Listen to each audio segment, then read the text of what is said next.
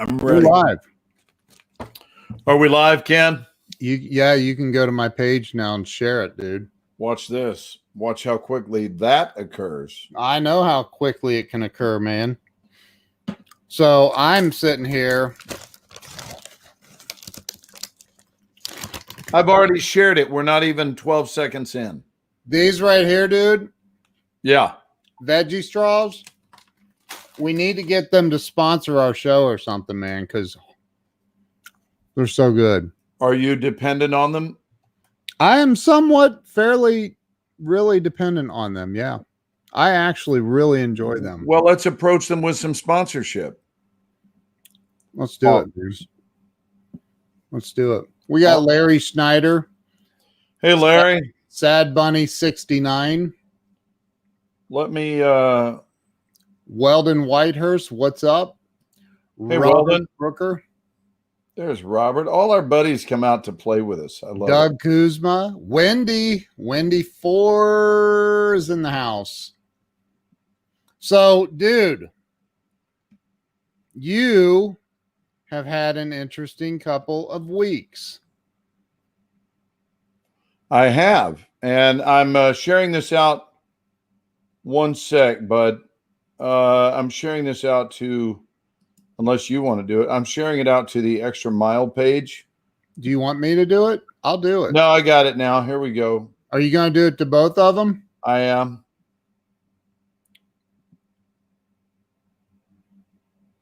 So, Wendy says, are you hungry? You know, I just like a little veggie straws. I like their Sad Bunny 69 says, I am new here. What do y'all talk about where? Can you double check and make sure that I've posted out, bud? And then we'll get in it. Yeah, I have had an interesting 2 weeks, Ken, and I just got home. This, you know what? I'm going to go with some more mellow lighting because this light is glaring in my face. I know it makes me good. What? You're good. I know it makes me darker, but at least that way I won't have a headache in 45 minutes. I don't know that we're able to get out in less than 45 minutes. I don't know that we've ever done one less than. No, I know that. Hey, happy birthday to my buddy Jose, different Jose, a different one. Right as I'm saying it, you brought up Jose's message. Wow. But my buddy Jose Quinones. Happy birthday, Jose. Yeah, it's his birthday today. I know Jose. I go through my my Facebook sharings, you know, my listings every morning and send out my happy birthdays. But while I was on location, I was remiss because of the lack of an internet signal in my house. And dude, I went through withdrawals. I'm not going to lie. And I understand that. I'm like, what is this having to go live solo? So can I throw out a topic tonight for us? I know we love to meander and discover, but I had a couple of conversations today with friends who were on the same page with each other, not with me. And now I find myself feeling those feelings because I am an intuitive and always have been. So I tap into the feelings of others. And what I wanted to talk about, Ken, is the idea of feeling displaced.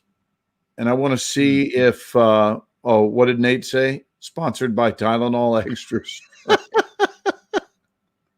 I don't have a headache, but we had an ordeal working on readying ourselves for this coming weekend show with green screen. And we had an option to go with the new green screen that I purchased, which is sitting right behind me on the ground. You don't see it. But the problem is I was looking very Martian-esque in my color, my pigmentation. It had me very, very illuminated, bright red. You were red. I do have pinkish skin anyway, but I mean, I looked like a little cherry tomato. You did. And that was unacceptable. So we decided that it was too off-putting to go with this evening. But is it rude of me to sit here and eat these while we talk? perhaps if you were on the Jimmy Kimmel Show live, maybe, but you're with your buddy, and this is our living room with each other. That's right. So no, eat all you want. If I sat here and chewed with my mouth open directly into the mic, then it still wouldn't bother me. Wow. We are so deep in this relationship that it's impossible for me to feel disrespected. Honestly, you could be removing toe cheese while we were talking, and it wouldn't faze me. Now, if you were eating it, it might. then I might say, Ken, you pushed it a little too far. Yeah, we're gonna have to end this relationship, man. So let me tell you about these phone calls. Do tell. I don't mention names because of respectfulness, but phone calls of people that have had hard days, that have had either an event occur that set them off, or just this, honestly, the collective coronavirus situation. And I know we've sort of refrained from it, but just in general, we can stay on the neutral side of the tracks and say that it has had a cumulative effect. No matter which side of the tracks you're on, it's had a cumulative effect because the virus has done damage both directly and indirectly. And I'm not sure which is more severe. They're both severe. Mm-hmm. So we're all suffering from at least a certain amount of sensory deprivation and our normal freedoms. And I got to say, I just got a huge healing, almost unfairly so, by being able to go down to southern Louisiana, where everybody was, hello, Cindy, where everyone was, tested.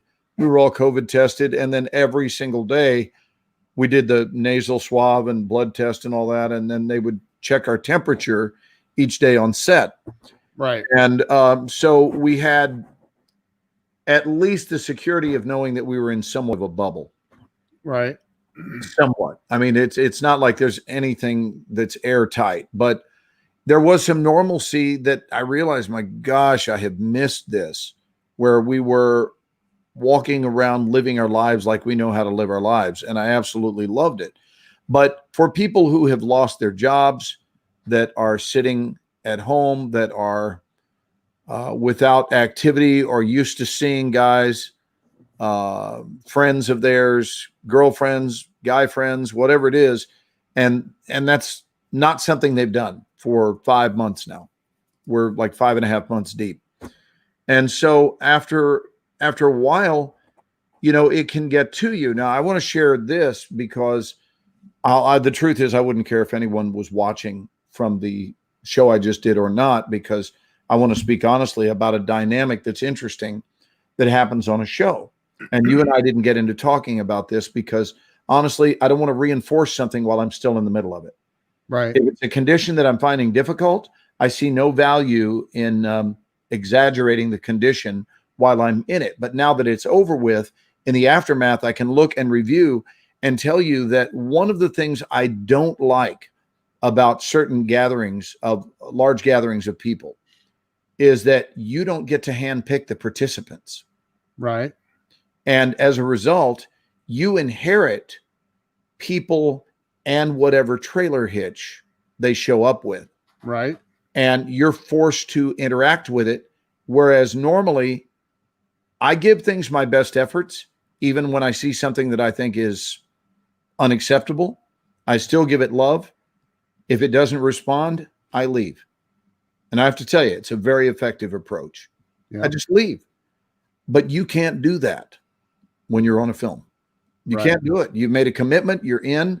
And so you're under contract, right? Like exactly. So we had 2 people on the show that I would describe as difficult.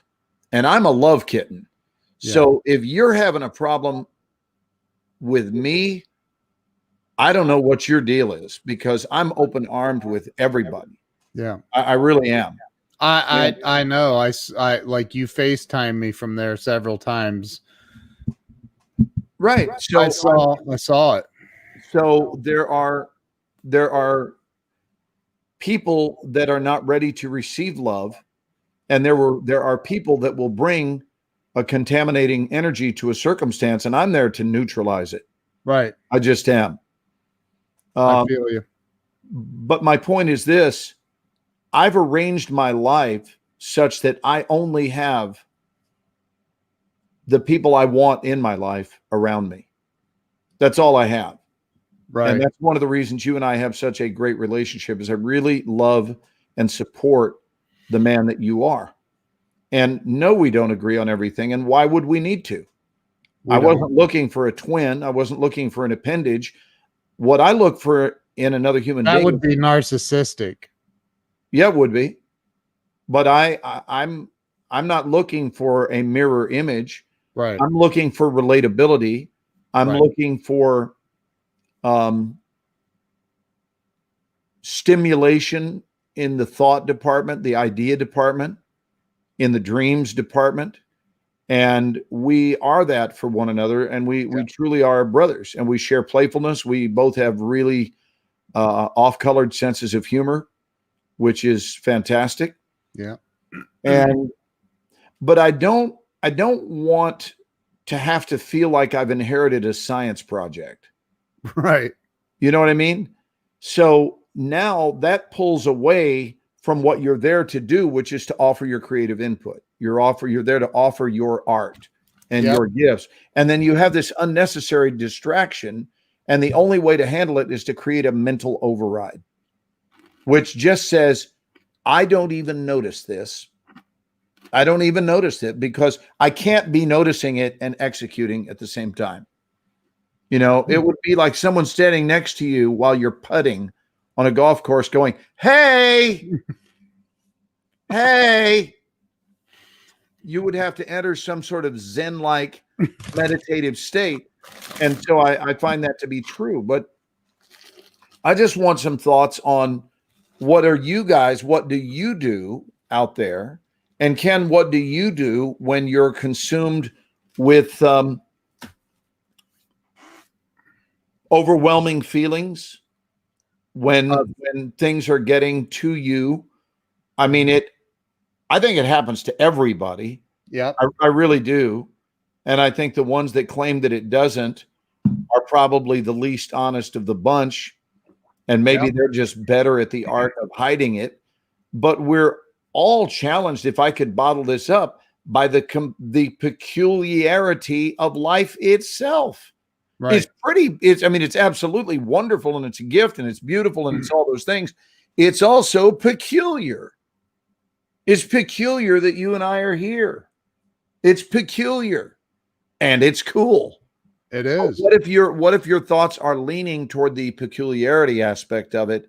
What do you do to remain stable through that period? You know what? That's a great question. And honestly, that's why I wanted to talk about it tonight. I have a great answer. Yeah.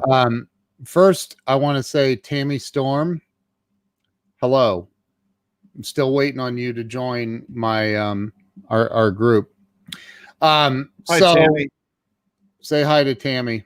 I just did. Hi, Tammy. Okay. So I always look at it like this, man. Like, people are put in our lives not necessarily just to piss us off. Really? Seriously, yes, really. So what if the reason this peculiar person or persons were put in your life to teach you something? Enjoy that? I went into some deep Ken listening there. I literally, for a minute, I thought, are you looking at Carolyn? Is she there? No, I was playing. So I think that some people are put in our lives to teach us stuff about ourselves. Agreed. And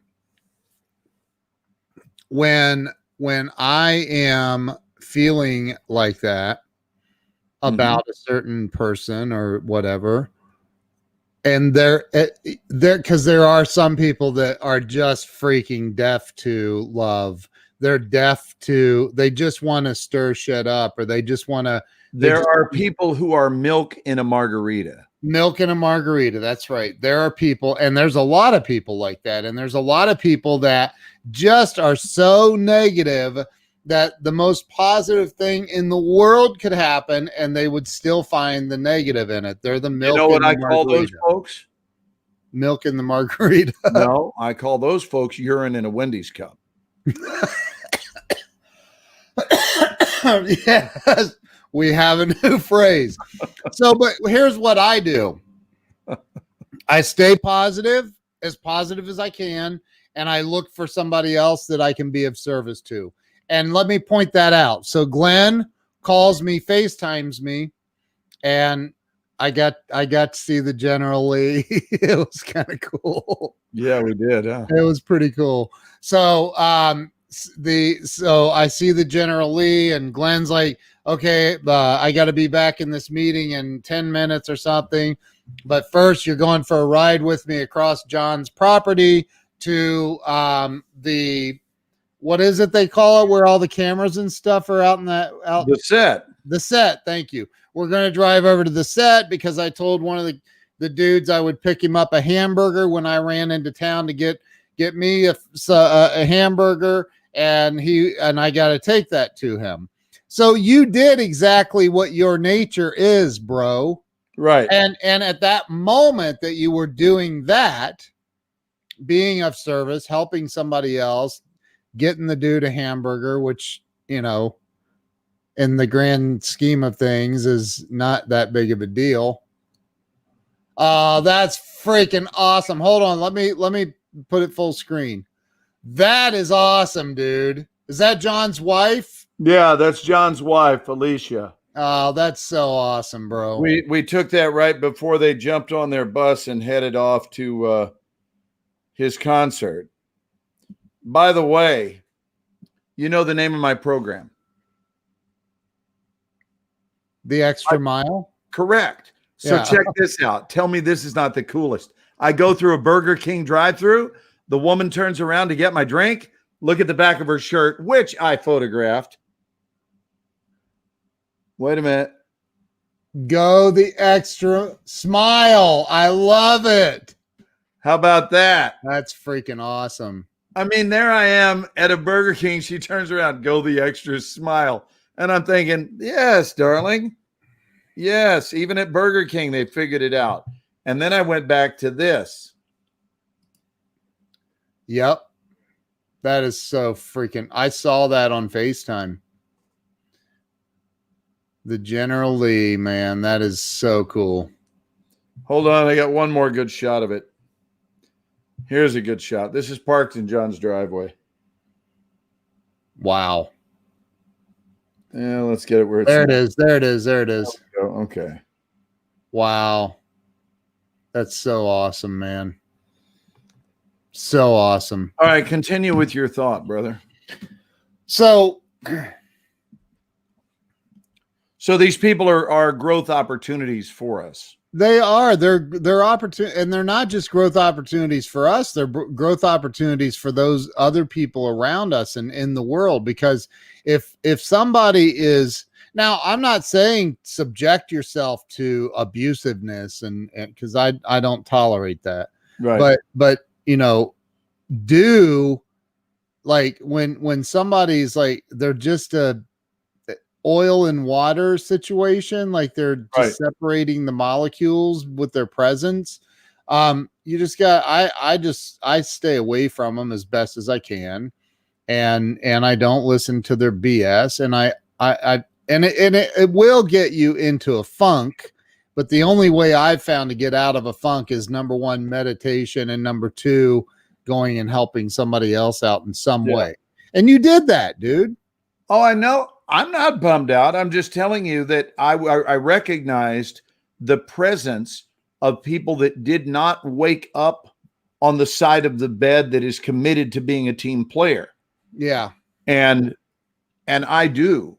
I absolutely do. So the question is, how do you merge with those seemingly incompatible energies? And you have to find a way to do it. And here's what they don't allow you.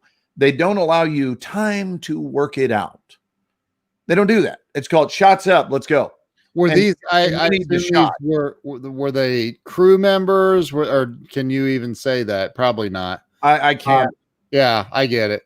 So I mean, again, it depends on what role they play in the whole thing, right?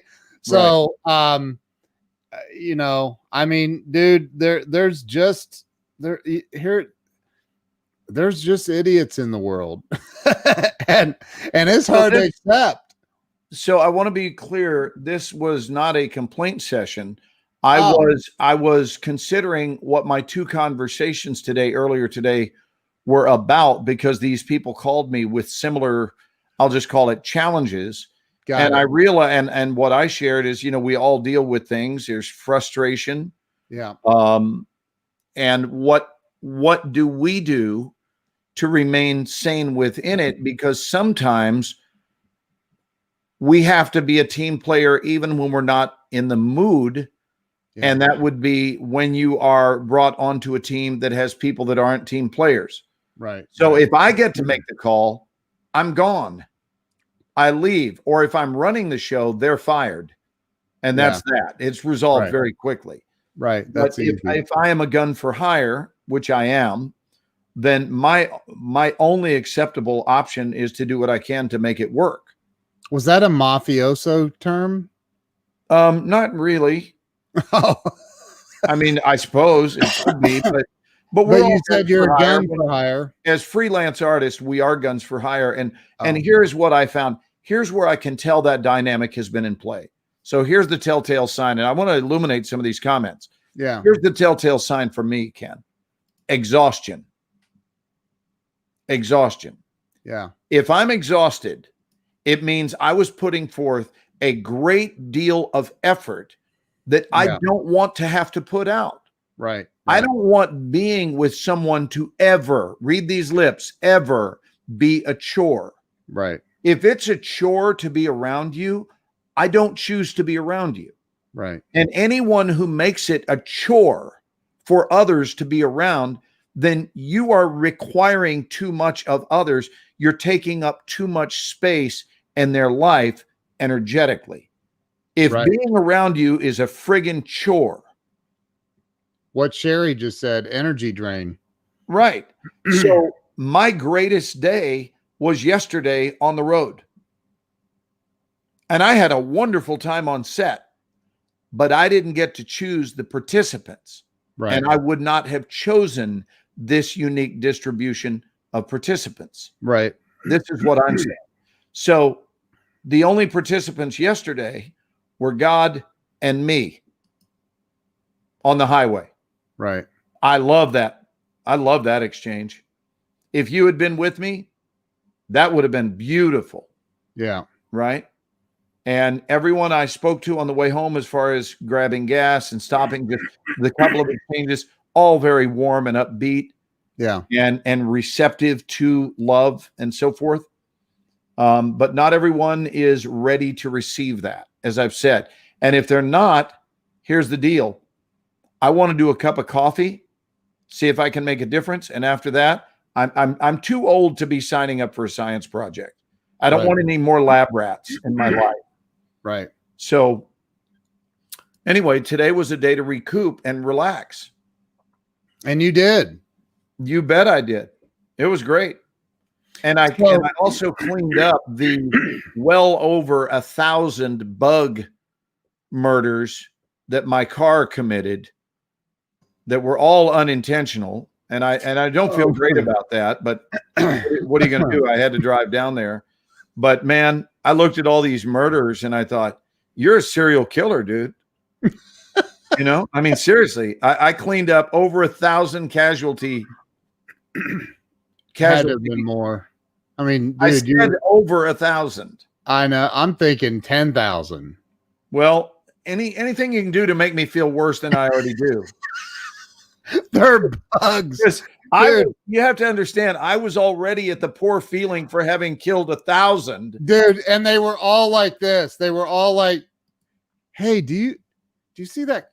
Is that? Yeah, that's Glenn. Glenn.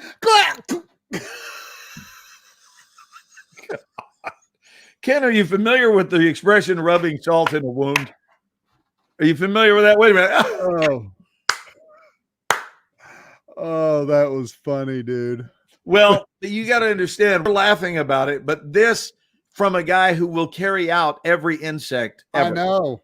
Ever. They saw you and they were running to embrace and a hug, and your windshield was the only thing that prevented that from actually occurring. Right. So I'm busy.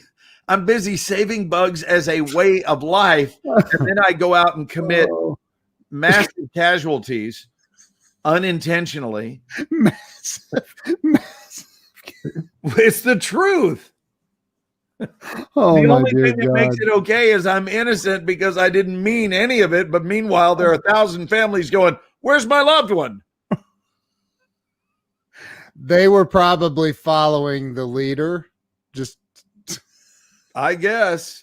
you're like, oh, so you're saying I killed entire families? That's even better. Let me tell you how sensitive I am to this stuff. Okay, you ready for this?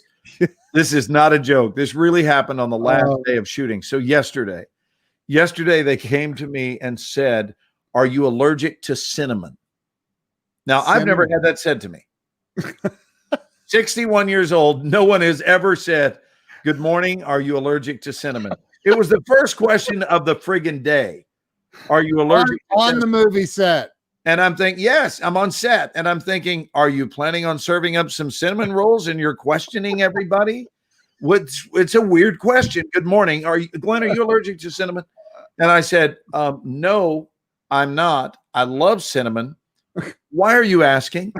And they said, because on set, they've got all this dirt. It's an underground cave, only it's above ground, but it looks like it's underground. It's brilliant. The art department was great. Yeah. And they said they found that there are ants all over it, and the ants, it will get rid of them. Cinnamon will get rid of ants.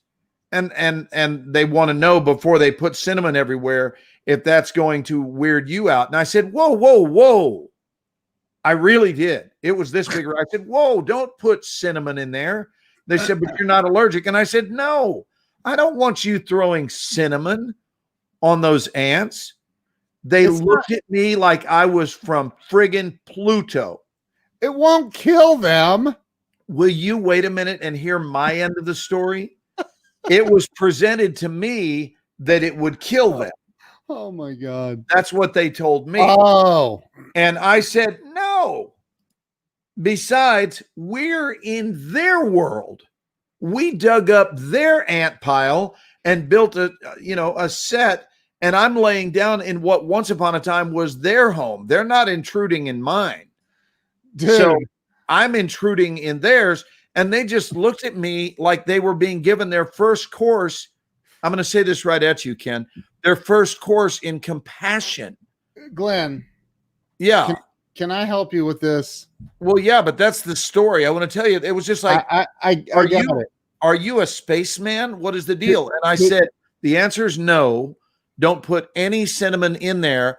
I would rather have, Ken, hear this. I would rather have ant bites on me than kill those ants. And they said, all right, copy that. And they picked up their radio and said, copy that. Morshower doesn't want to kill the ants. Cancel the cinnamon. And someone wrote back and went, they won't, that the cinnamon will not kill the ants. The cinnamon will not kill the ants. Tell him that the cinnamon is just, it pisses them off. They don't like cinnamon. So the cinnamon's going to make them, I'm serious. It was beautiful. The cinnamon's going to make them run away. Okay. Let them know that it's not going to kill them. It's not going to harm them in any way. And I said, okay, get the real story. And if it's not going to harm them, I don't care what you do, but don't you dare kill the ants on my watch. And then I go out today and I'm washing 1,000 casualties off of my car. It was way more than 1,000, bro. There you go with the Jewish guilt again. Hey, do you know what the last thing is that goes through a bug's mind as he hits your windshield? His head. His ass. Oh, his ass. Okay. Dude, first off, I think you are giving human emotion, Jill. May I call you Jill for a moment? Oh, am I sounding a little Jill-esque? Just skosh. So you're giving human emotion to an insect. And see, they don't like if they Don't had tell me what they don't do. listen, if they had the ability to reason, they wouldn't be laying on the windshield in part.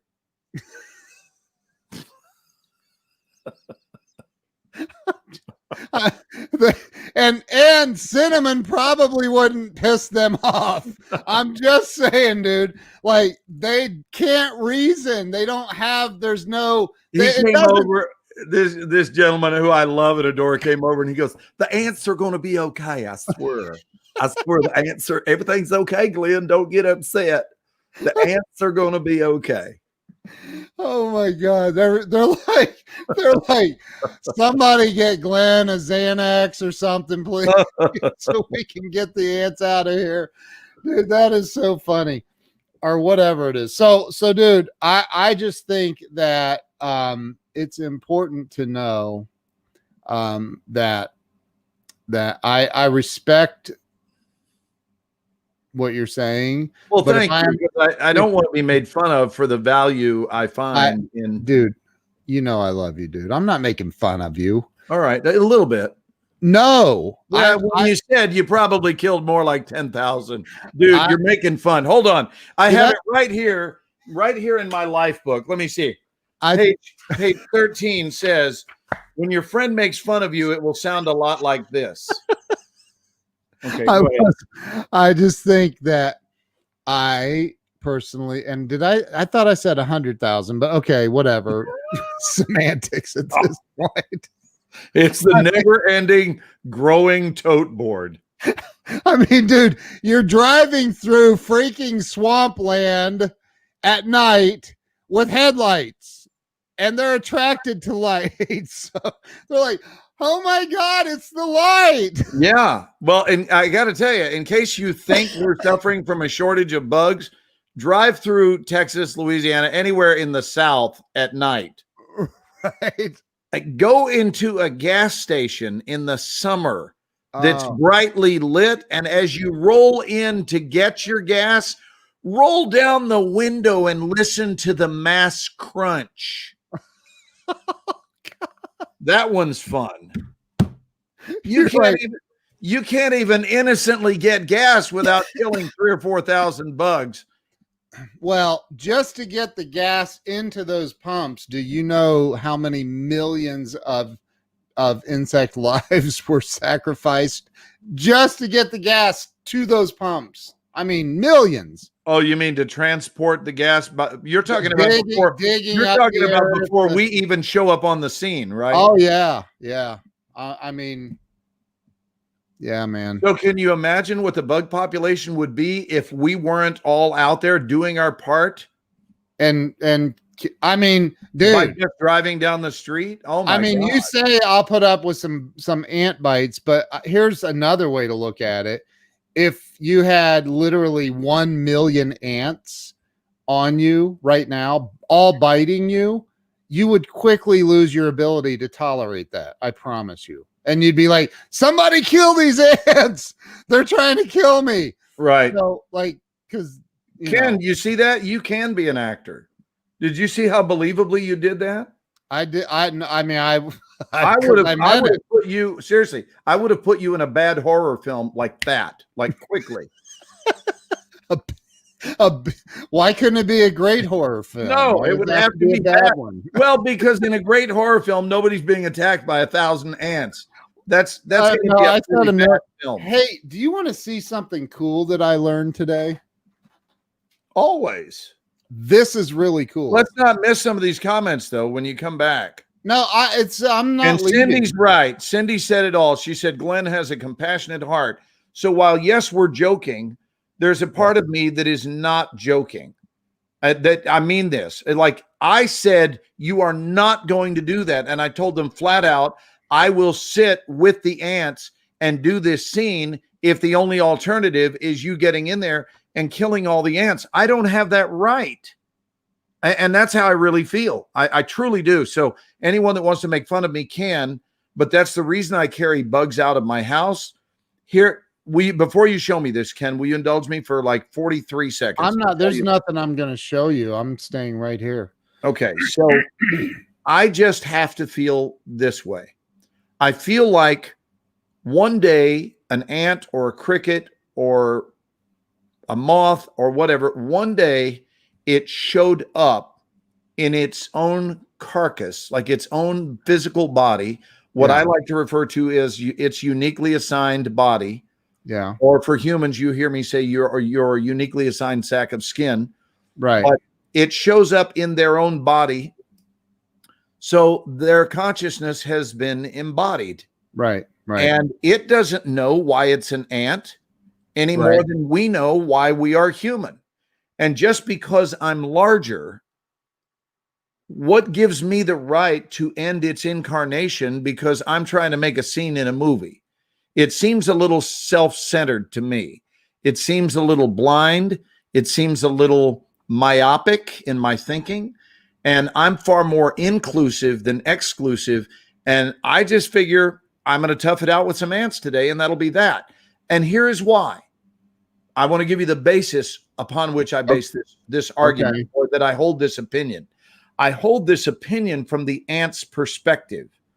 Because if I were an ant, and what I get is that I just as easily could have been. Why I'm not, I can't figure that one out. But I'm not. I'm human. But if I were and I were an ant, and all of a sudden I had been dislodged from my normal routine because someone with a shovel, a human, dug me up and went and put my ass on a movie set. Then the actor I would hope was doing a scene with me and my little ant farm, I would so want that actor to be conscious and not figure that he had a right to end my life so that he could do his movie. That would be the human I'm looking for as an ant. Therefore, that's the human I become in that moment.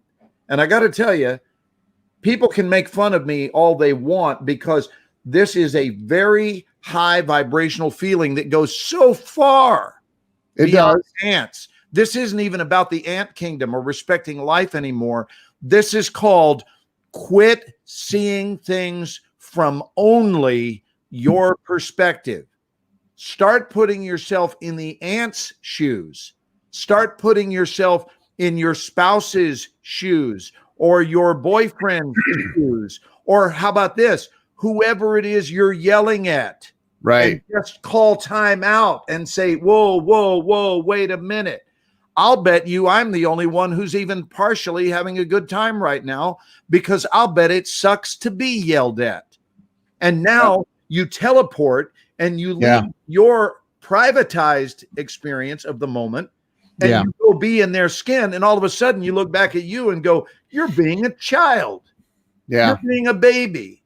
You need to stop this right now. So this is where it comes from, is once we start seeing things from a more universal perspective and a widespread perspective, all of whom their perspective is just as valid as our own. That is the birth of compassion. I agree. Colin says, that's why you're you. People make fun of me because I don't kill bugs and just try to move them outside. I don't believe in killing for no reason. Right. I mean, I didn't set out to kill those bugs by my car. I was simply innocently trying to get to Baton Rouge. And I'm sorry that we wound up on a collision course. And isn't it interesting that you stopping for gas, think about this one, stopping for gas determines you killing a whole different slew of bugs by stopping because different ones are crossing the roadway now. So every time you do anything differently, if you tap the brakes, you're going to kill 500 to 1,000 different bugs than you would have killed if you hadn't. If you adjust your speed in any way, if you stop to have a sandwich at a park, certain bugs will live because of that stop and certain bugs will die because of that stop. That's life. And it's such an interesting thing. That's the kind of thing that makes you want to start smoking weed again, to be honest with you. I don't smoke weed, but it's thoughts like that I realize that's why I don't smoke weed. I don't need to smoke weed. I can be in that mindset and access it very easily. So anyway, my car, the windshield is clean, but the front end still looks like I've been to Africa. you kind of were. Seriously, my car looks like it should have malaria right now. Can cars get malaria? I don't think so. So Nate says that an ant is the neuron and the colony is the brain. I like that. Pamela says this conversation is starting to bug me because now I'm thinking about all of the bugs I've killed. Yeah, well, here's the deal. Welcome to the club, kids. In case you thought you were innocent, everyone online with us tonight is a serial killer. You're laughing. It's 100% true. Now, it's unintentional. Oh, It's unintentional, but it's the truth. Nobody gets out of this life without killing something accidentally. I mean, whether it's something you step on or something your car hits, I mean, it's. now I want them to remake Alien from their perspective. Right. How cool would that be? You know? Wow. So, wow, I don't even know what to say. Well, you were going to show me something. Well, I'm going to, but like, I'm just going to be real. I love you, you know that. But if we were hanging out and an ant was crawling on my leg, it doesn't even have to be biting me, and it's going to meet its maker. Which, by the way, is why in ant school they teach if you see Ken Walls and Glenn Morshower and you have a choice, crawl on Glenn's leg. That's what they teach in ant school. I'm sure they do. That would be a really good idea, because if they're on, if they like, I'm not. You're not into life preservation.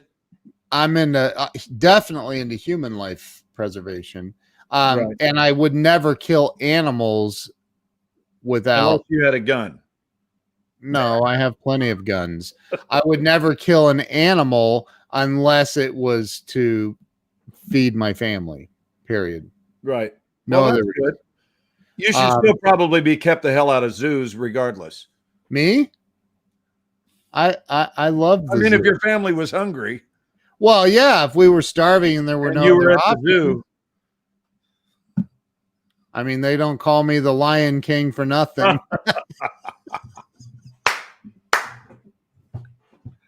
You're making fun of me. I am. I know. Keep going. So, scorpions and wasps are intentional. Yeah, dude. Scorpion. Friendly that's my sweet friend Becky Joyce. Hi, Becky Joyce. Hi, Baxter. Baxter's down in the Austin, Texas area. We worked on a couple of films. Oh, that's awesome. She's a sweet gal. What is Becky saying? Scorpions and wasps are intentional. Yeah, dude. How about this? What about a murder hornet coming after you? Because they don't like just land on you and go, "Hey, what's up, dude? Thanks for being the beekeeper and stuff." And yeah, actually, they do. They look and they go, "Not him. He's very compassionate." yeah. They're like, "Hey, guys, over here, we got one that's that." So, Jeremiah said, "You're making fun of me." So, Tom says he only kills plants. That's good. And when you really break it down, plants are alive.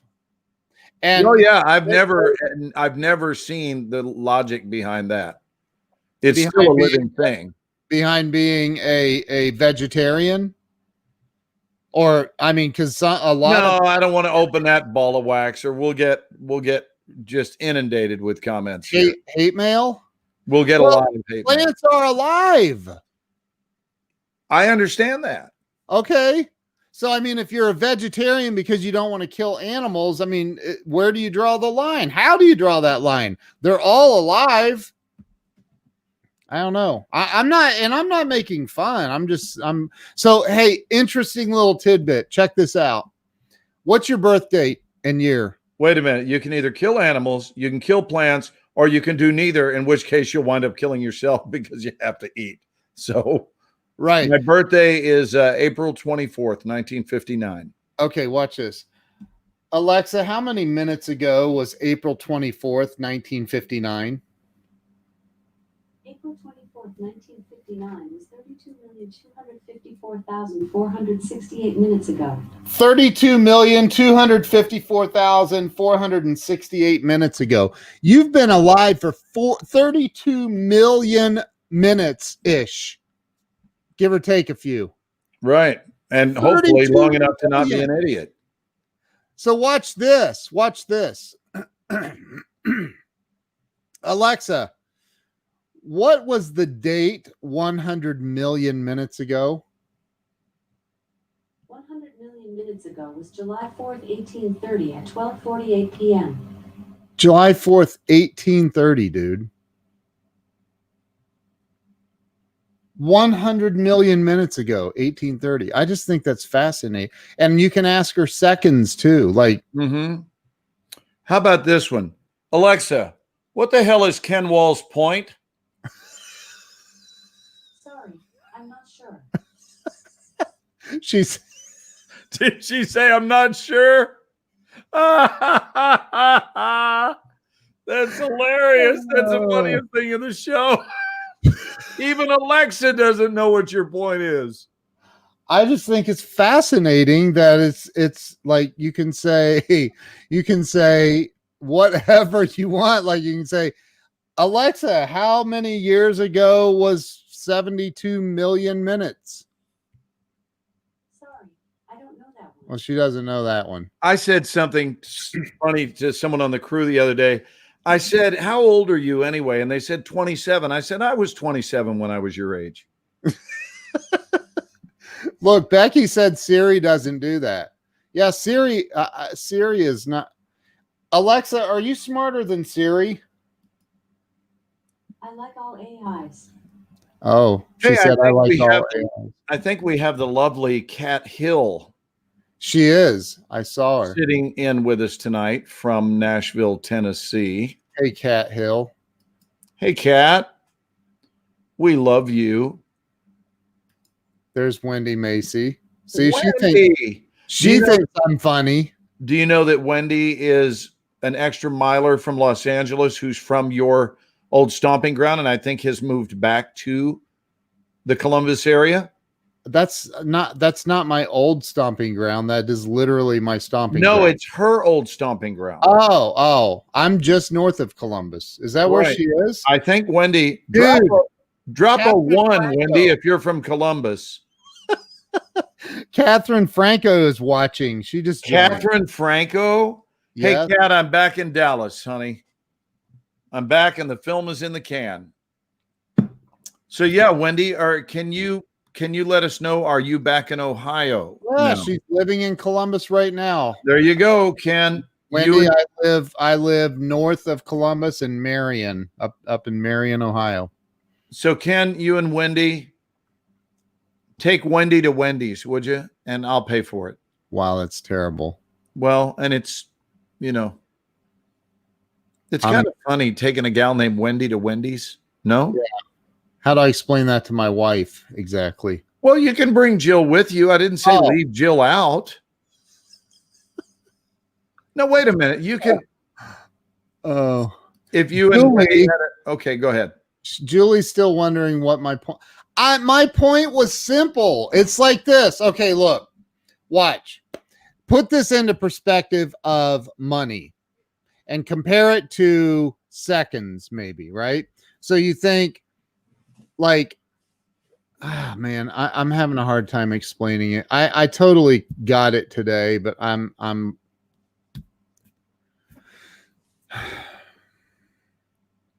just lost. How about this? You can't be lost in the middle of making a point. Alexa, How long ago was 100,000 seconds? Sorry, I don't know that, but you have number counter enabled. Do you want to open it? No, I want you to answer my original question, Alexa. What's wrong with her? Sorry, I don't know that, but you have number counter enabled. Alexa, stop. Let me ask her. Little Let me annoying. ask her, since you're being a little nasty to her. Alexa, how long ago did my friendship with Ken Walls end? I don't know that. She She doesn't said, seem to know these things. I don't know that. Why would our friendship be over? Because I'm trying to teach you something. I'm joking. Watch this. On Hey, Alexa, why do I completely adore Ken Walls? How about this? Alexa, who is Glenn Morshower? According to Wikipedia, Glenn Morshower is an American character actor. He is best known for playing Secret Service agent Aaron Pierce in 24. He has also appeared in many feature films and television series, such as the Transformers film series. All right, we get it. Military officer. Morshower was born on April 24, 1959 in Dallas, Texas. Whoa! And it's got a picture of you in a round like park narc hat, like you're like a park narc or something. Is that Grizzly That's Bear from show? Grizzly Park. Yes. Oh yeah, You know what's horrifying? dude. That's okay? So Violetta. Was she in the Umbrella Academy? Did I hear that right? Yes. I could not. Where I literally just recently watched. She just did it. She just did it not long ago. Oh, so they're filming it. They're doing. So maybe it hasn't aired yet. Ask her. Hey, Violetta, Are they let us doing? know if Umbrella Academy has aired the one that you're in. Wow. Look what Kath says. Right. She is. She even brought up his picture in the Grizzly. What is it called? Grizzly Park. Grizzly Park. I've not seen that one. Yeah, Grizzly Park makes a list of movies that are proof positive that I do have a financial horror alive and well within me.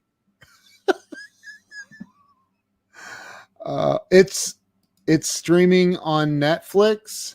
Is it right now? It's not a new season, is it? Or have I already seen it then? So then what season, what episode, Violetta? Let us know, and Yeah. Our audience will support you, darling. Yes.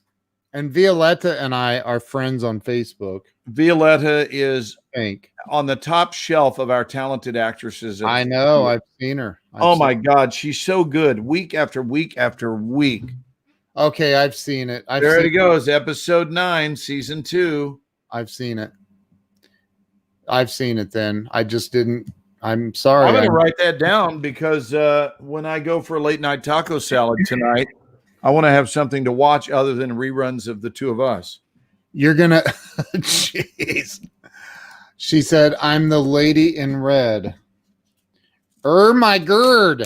I'm gonna have to go look it up again and watch this. Episode 9. So, is that the way you say it? You say the episode. Yeah, episode 9. Actually, it's the other way around. You say season 2, episode 9. The season is always first. Is and it? The script. Here's a little education for people that is completely unsolicited. Lady, but I'll offer it anyway. It's never stopped me before. Hey, Glenn, could you impart some of your wisdom on us? Well, it's a simple one, Ken. So here's the deal. When you get a script that says 209, it'll list the name of the episode and it says number 209. That means second season, 9th episode. So now you know. So if you saw script 724 when we were doing 24, what would that mean? Say that again. When we were shooting the series 24 and your script came in and it said episode number 724. Season 7, episode 24. More specifically, season 7, final episode of the season. Well, okay. right? I mean, that was a bit technical, but okay. It was, but I mean, I was in You this. would have to know that there were 24 episodes in every season, which I knew. Except for the final season, there weren't. There were only 12 episodes. Right, but that's because the audience was tired. I don't know why. Episode or season 9 is the one I'm referring to. That's when you know you've been on the air too long. When at the 12th episode of a 24 episode show, they're going, "Okay, we get it." It was actually season 9 was one of the better seasons. Season 8. 9. Well, 9 was technically a different show. That wasn't us anymore. Jack or Kiefer Sutherland was in it. We had this conversation. There was a whole season 8 with 24 episodes, and then there was a half a season in season 9. Was that the one where he went over to the UK? I'm almost positive. He went to the UK, didn't he? I believe so. Yes. I'm gonna Google it now. And that's because there are only 12 hours in a day in England. Hence the show 12. Huh? In England, this is a little known fact, but in England, there are only 12 hours in a day. Nuh-uh. That's why I became an actor. Did you see how straight my face was when I told that lie? I was like, did you see how beautifully that was executed? Just very matter-of-factly present a fact that has no basis. Just go, yeah, in England, it's 12 hours long. All right, here. You say that out loud. Alexa, up, up, down, down, left, right, B, A, start. What? That was almost it, but not quite. If it's power-ups you seek, try again. Whoa. What did she say? I'll turn it up. Do it again. No, you do it. Alexa, up, up, down, down, left, right, B, A, start. That was almost it, but not quite. If it's power-ups you seek, try again. That's crazy. What the heck is that, Nate? What is that? That's crazy. I don't even know what that means. Oh, I was looking up so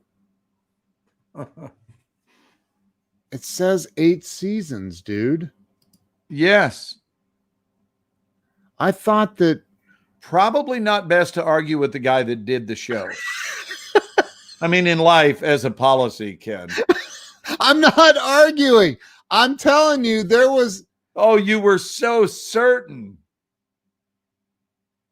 Okay, so there was a show called 24 Live Another Day. Our show was 8 seasons. Wait, why is it not listing the season or the I'm on IMDb. It's not listing the anyway, my bad, sir. I know one of them has 12 episodes. Right. Did you know that probably the series 12?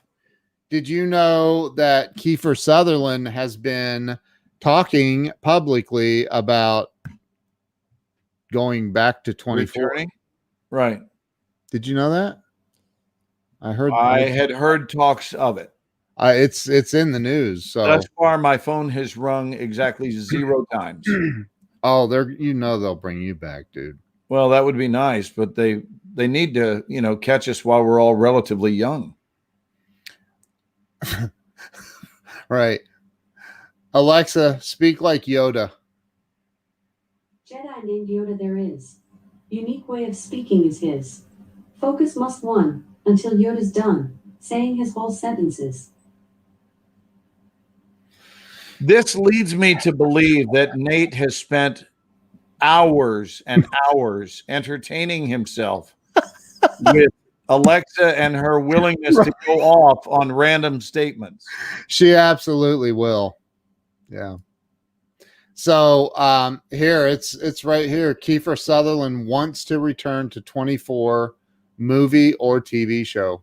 August 4th, 2020. It's in the Oh news. wow, this is really recent. Yeah, just the other day. Like, well, okay, maybe not the other day, but Yeah, yeah. let me see if I can work on Aaron Pierce for this upcoming new season. Mr. President. Mr. President. Is that good? Man, you nailed it. I think you'll get it for sure. Hold still so I can shoot you.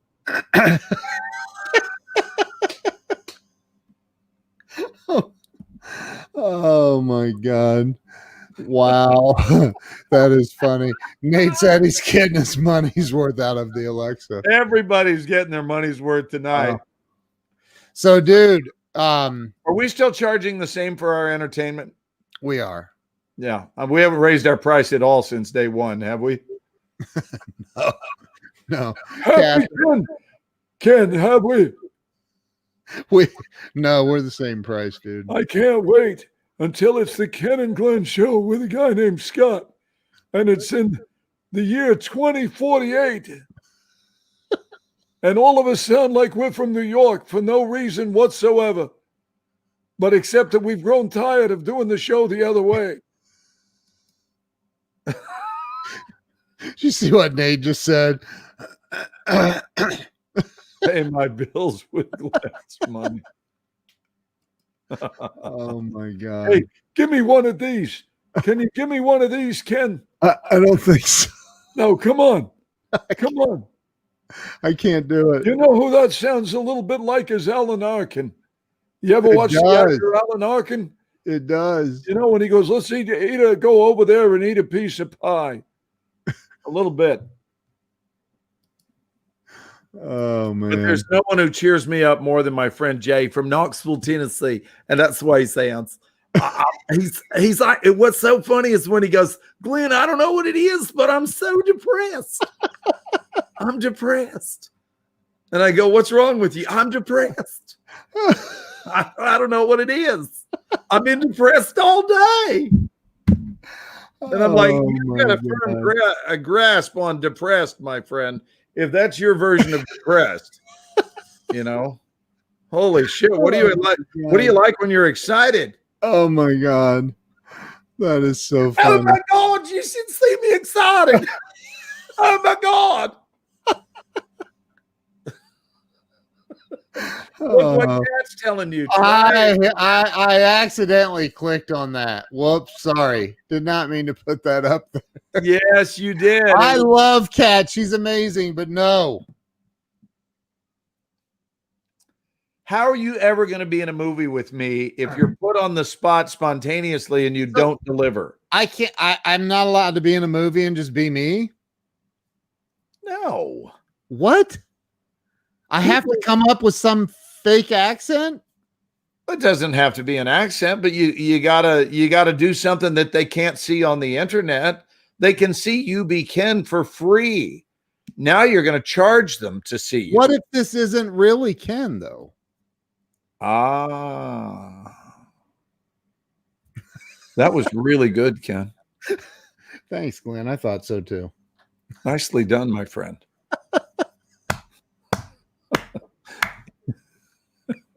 Come here. Let me just scratch your head a little bit. Lean over. That's too much right there. There you go. Oh, that's funny, dude.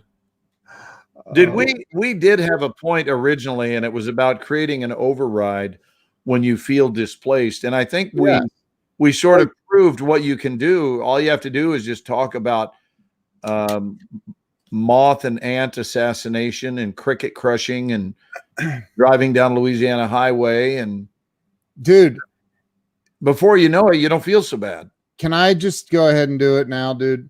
I absolve you of all of your murderous sins there. Do you know that we do that at 11:46 every week? Yeah.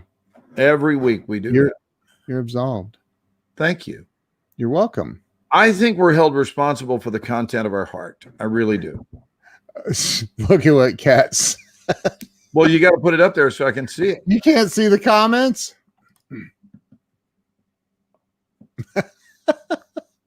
Can't get you out Alexa of- can't get you out of this one. Alexa, can you speak in a British accent? I cannot change my accent. She can't. Wow. What are you guys on, and where can I get some? I can answer that, Ken, but I'd Dude, like to hear your tell answer. them. Don't tell them. Shh. You promised. I'm sorry for even thinking about sharing it. I apologize. Thank you. Thank you. I It's appreciate our it. secret. I mean, we talked about this. I almost erred in a catastrophic way. You did. But it's all good. Do you forgive me? I do. Of course, dude. Okay. Okay. We should talk to them. Okay. Yes, since we're in the middle of a show, we should probably not just sit here and stare at each other. And Right. I mean, You that know. was a little weird.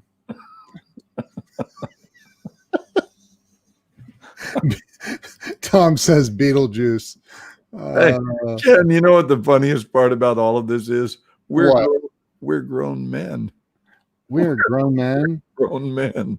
but we are grown men that understand eye lines. So Yes, we understand eye lines and we understand the importance of having fun. we I do. think fun is the one thing in your life you must never outgrow.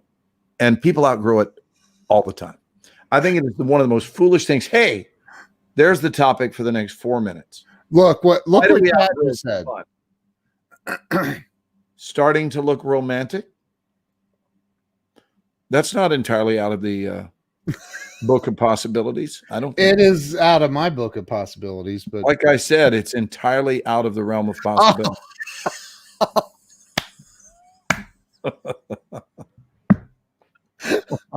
oh my God. That is too funny. So Yeah. So why do people outgrow their fun? you know why? Here's why. All right, let me hear it. Grow up. Right. Oh, grow up. Yeah, that makes my list, by the way. That's one of the rotating pieces of the Dirty Dozen is, Yeah. oh, grow up.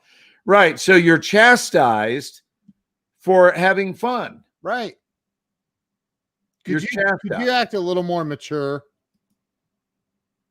Right. Or how about this one, Ken? Get real. Yeah. Because you were being playful. Get real. Or you Well, have how about- you have a really extraordinary dream, and that dream is greeted with get real. Yeah. You're living in a pipeline. It's a showmance. Look at Susan. Susan is by the way, Susan is a spectacular human being. I don't know if you know that. Well, of course I know it. That's why I've been in a relationship with her since dirt was invented. I know. No, She's- we've been friends she's for really- a long, long time. She's incredible. I've seen her through a lot, and she has seen me through a lot. Yeah. And neither one of us ran for the hills. So that to me is unconditional love. Yeah. When your friends are with you when you're on top, and if you're doing a little gutter dance, they're right there with you going, you're in the middle of a gutter dance down there. Do you know that? And you go, yeah, I could use a hand. And they give you your hand.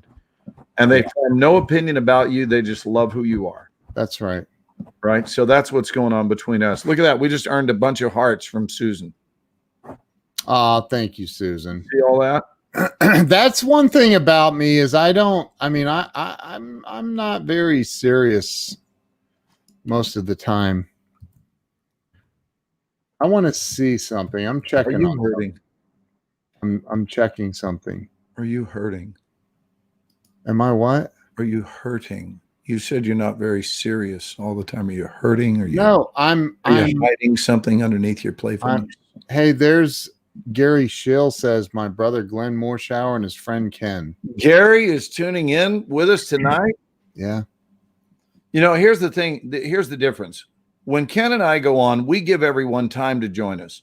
When Gary does his, you better see it and jump right on, because 4 minutes later, he's an afterthought. He's an idea. It's over with.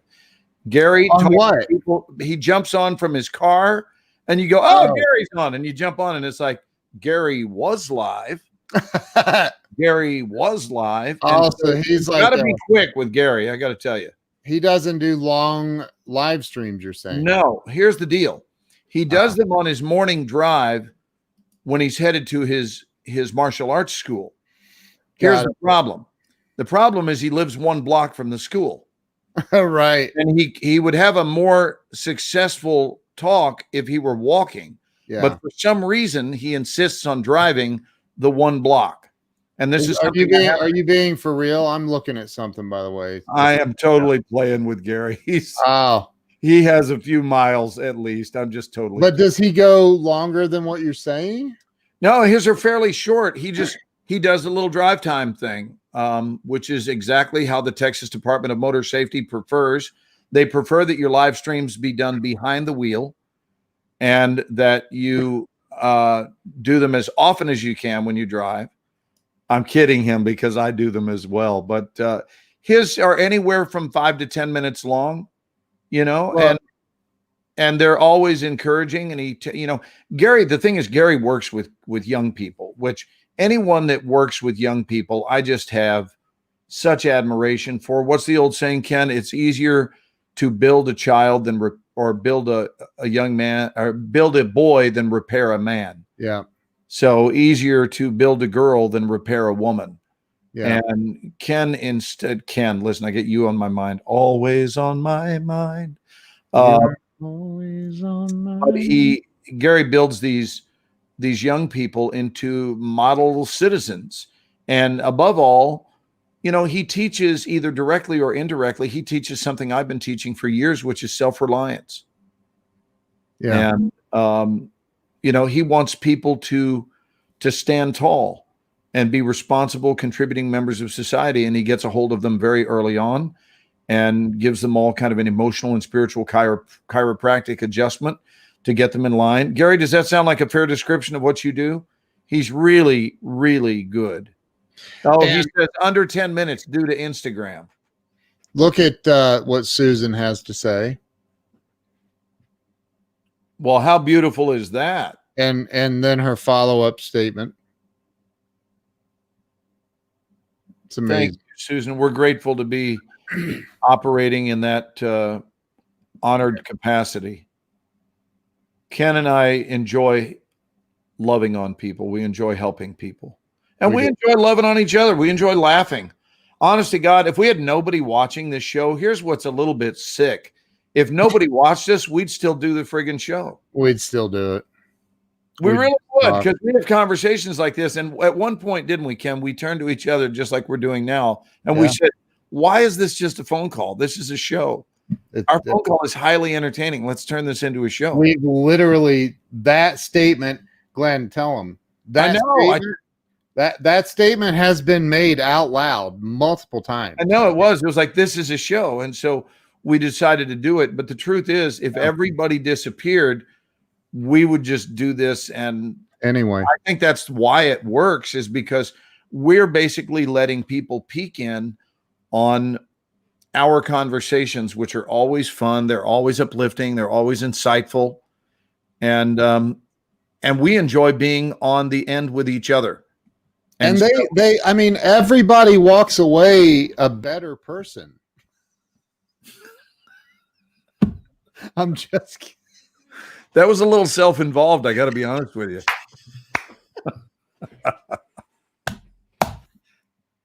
Was that a yet, Gary, or a yes? Are we going to tell them about the book I have coming out? Yes. No, you're going to tell them about it, and you're going to even show them what it looks like, Ken. But wait, kids, there's more. It's the one on humility.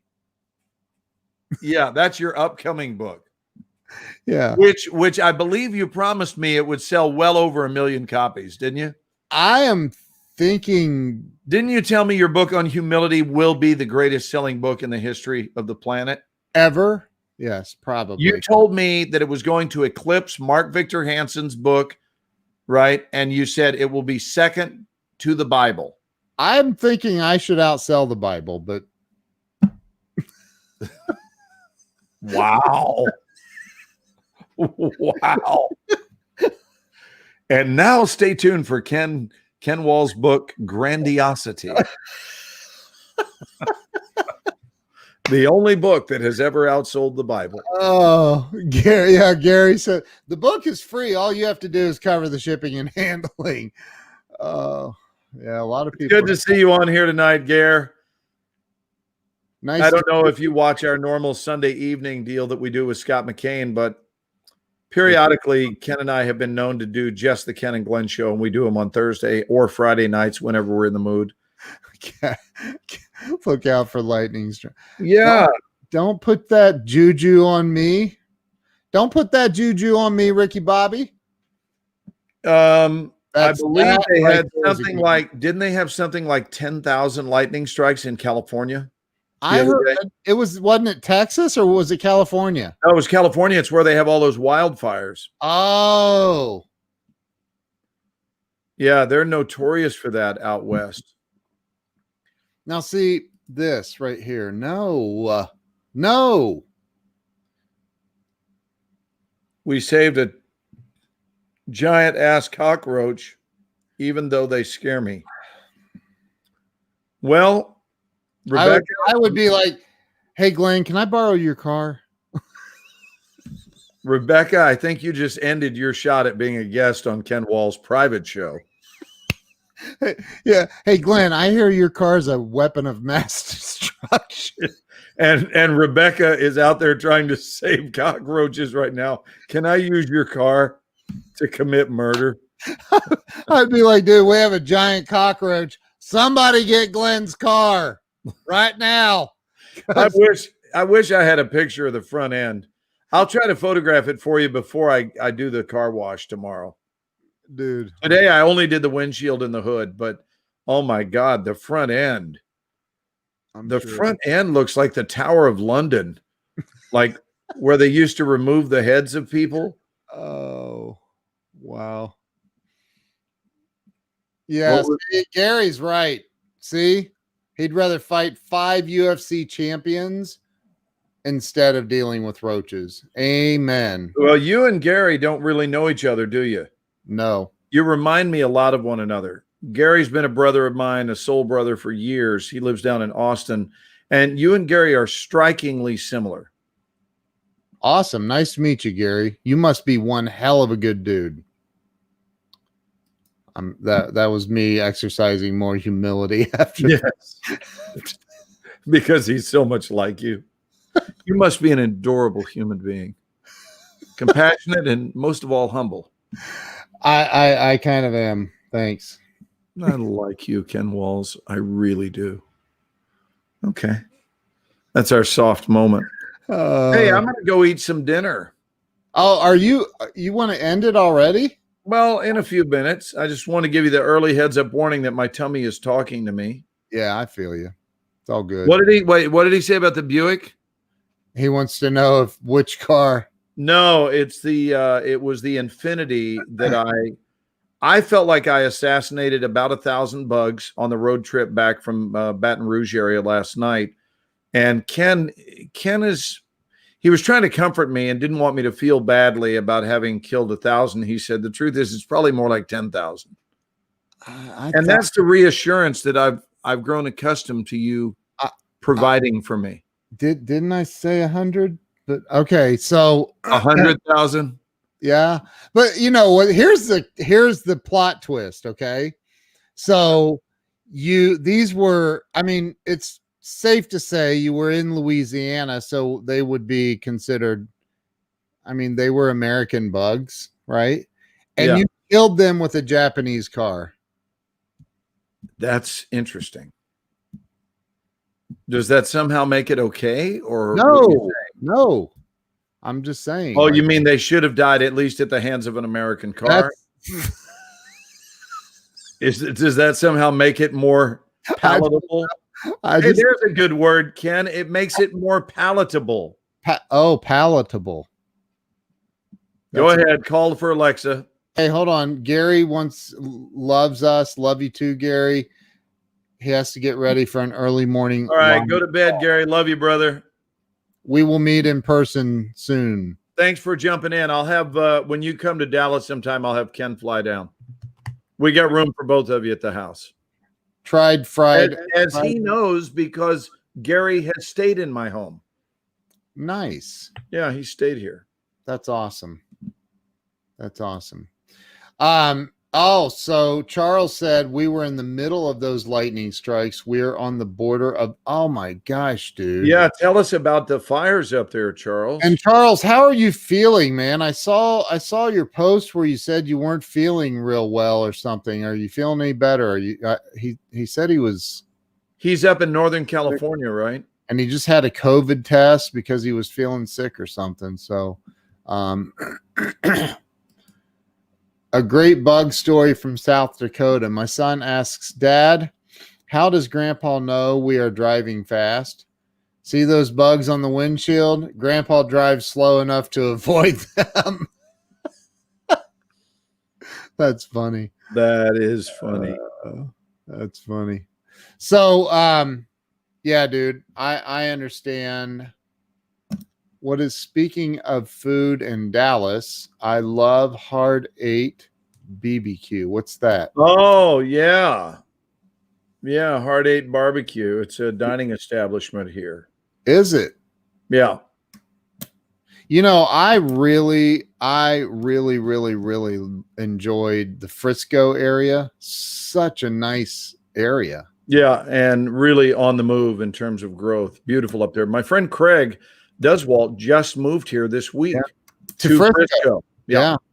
On a golf course, like literally out his back door. His back door, you slide open the sliding glass, and You're on really the only kind of glass you should slide open. True. Because it's weird when you have a window like this, if you actually try to slide them, they break eventually.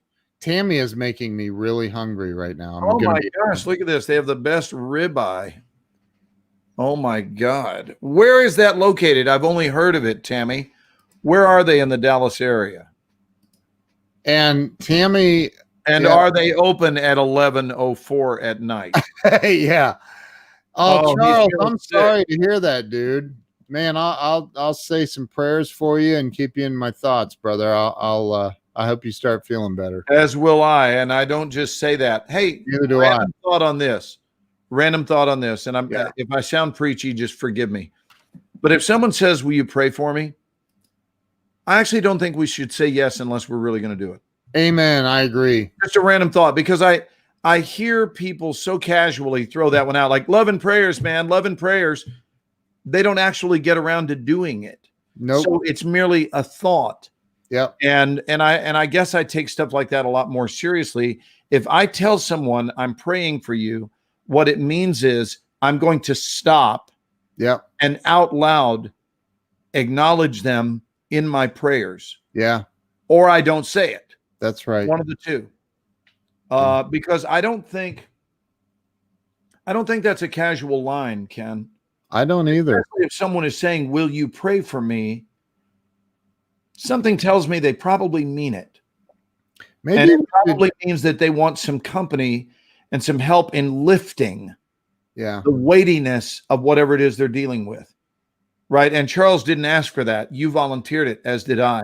But I'm saying if someone actually says, will you join me in prayer, or will you pray for me? I don't think we should ever say yes unless we're going to take the time to do that. Totally agree. Yeah. So how about this? We are sending you thoughts right now, prayerful thoughts of healing and expeditious and complete recovery, Charles. Right now, not even later tonight. I'm sending you that thought. I am sending out that prayer for you right now. So am I. And if that looked a little 700 clubbish, You know, as you were doing that, I had my eyes open and I thought, should I close my eyes? And then I thought, no.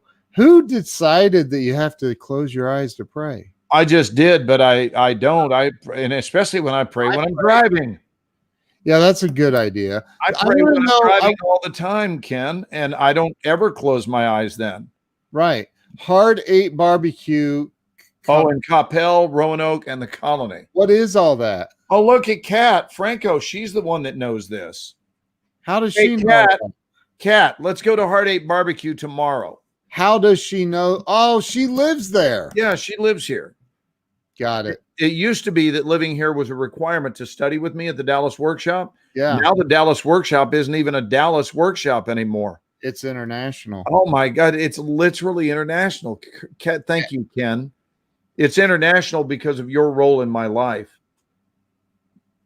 I just, yeah, thank you for saying that. But well, you did. You turned me on to what Zoom is. And, you know, I would have found the idea of online teaching to be somewhat daunting. Yeah. And you went like, dude, here, it's a couple of short steps, just boom, boom, boom, boom, boom. So it wasn't just what you taught me. It's the simplicity with which you taught it. It was like, dude, you got this. Let's go. You didn't make it a big deal. And within 2 days of your tutorial, I was opening a class. So thank you. You're welcome. Yeah. Thank you for the acknowledgement. I want to come down and go to this Hard 8 barbecue place like right now. Well, I can't take you until tomorrow. It turns out they're closed right now. Oh. But if you were here tomorrow, I have the next few days off. Yeah. Hard 8 barbecue. Hey, Kat, Hard 8 barbecue tomorrow? You want to do it? Sorry. That's Ken's cue. That's my cue to go. Hey, Glenn, I'm glad that you're back. I'm also very, very happy for you that you got to rekindle the relationship that you used to have, or well, I don't know if you ever had a relationship with John Schneider. Yeah, we did, but not like now. We grew together this week, and it was lovely. And I am so grateful to have been a part of that.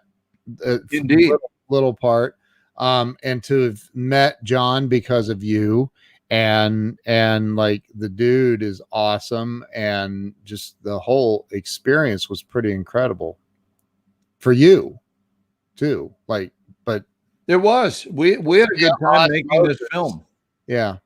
And, you know, I'm hoping that they might, I don't know how they want to voice it, but if they do a trailer, I would love for Scott to voice the trailer.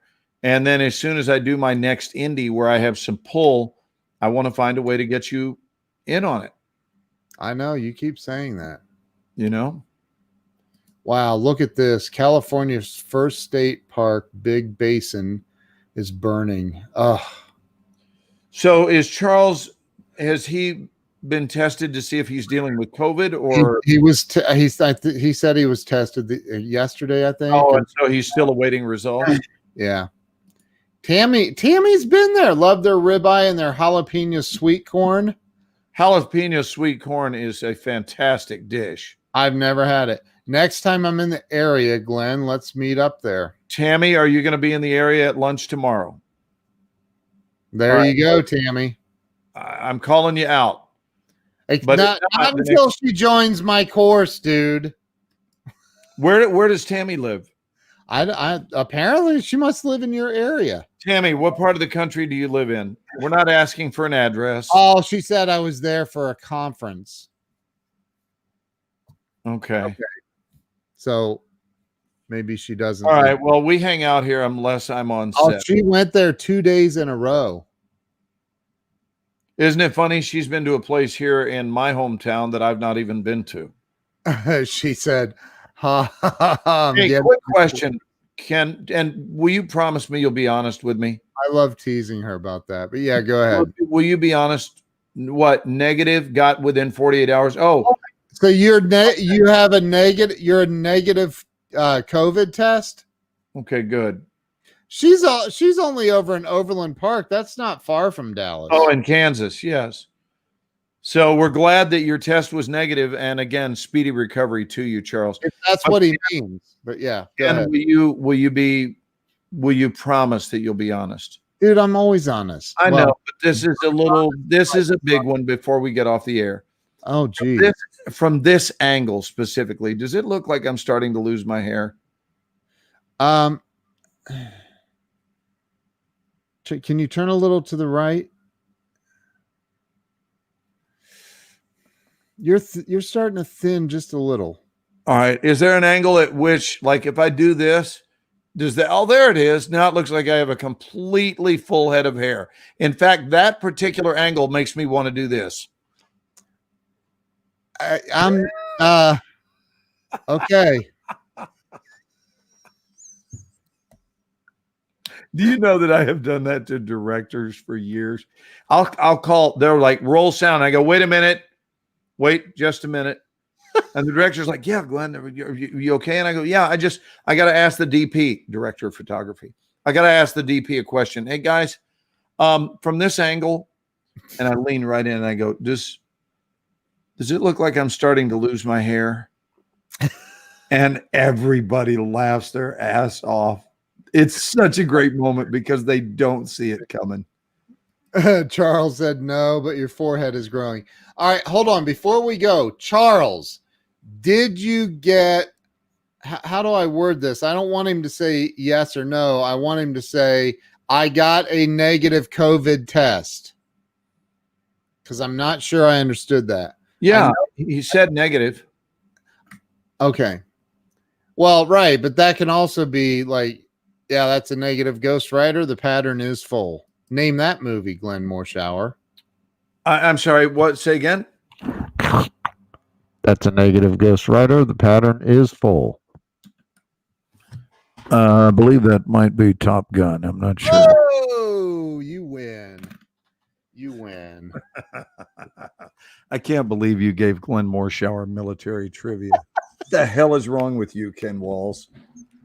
That's all I've ever done in my life. I'm not going to get you, am I? Wow. Thank you. Let's see. Thank you for the gift of hysterical laughter tonight. Susan, you're awesome. Thank you. Glenn, this has been fun, man. Yeah, man, I miss laughing with you for 12 days. I was having, there's Jordan. You don't know Jordan, Ken. Jordan's my buddy from Nashville. Hey, Jordan, good to meet you. Get this. He's a very, very good actor. He's also a very good filmmaker, and he played my son-in-law in Every Other Holiday, the movie that we shot in Nashville a couple of years ago, the Christmas film. That's on my list of movies that I told you I would watch. Oh, you still haven't seen it? All right. Well, that's a keeper. It's a really good film. Yeah. And you don't have to wait till Christmas to see it, but it'll probably be better at Christmas time. Anyway, while I was there, I went and visited his acting class, where I immediately connected with Caroline, his teacher, and I've since been back many times, and I don't mean 4 or 5. I've been back at least a dozen times to teach that class. In Nashville. Yeah, because when I'm shooting The Resident, I've probably been there more than a dozen times, maybe 15 times or so. But every time I go to Nashville, I pop in, and he wrote a short film. And normally, I don't take these things too seriously. It's like we get scripts sent to us all the time to do shorts. But I really like, Jordan. And it's like, let's do it. And we did a short film. And do you know, he made a brilliant short, and now he's turning it into a full-length feature. He already has, but he's fine-tuning it now. And it's something that, provided he gets the funding for and everything, we will do it. And we would carry the film together. And he was just incredible. Glenn is going to play a badass hit. Is that what he means? Yeah. A badass hitman in my film. That's awesome. Dude, I'll bet you can play a badass hitman. Yeah, I've played a few of them specifically. Have you really? I played a British hitman in a film called The Waiter. Wow. The Waiter. Hey, will you see if they have anything online? Of course. See if they have a trailer for The Waiter. Is that going to be the name of it? The Establishment? Oh, that sounds awesome, man.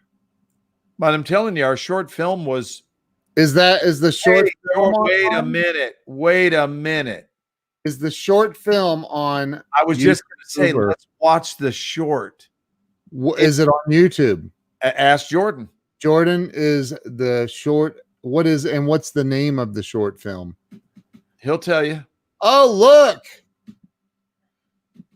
Pretend I don't think he would have to pretend very hard to make you the actual target. I would never, ever want to commit murder. I would never want to kill Joe unless there were a substantial amount of money involved.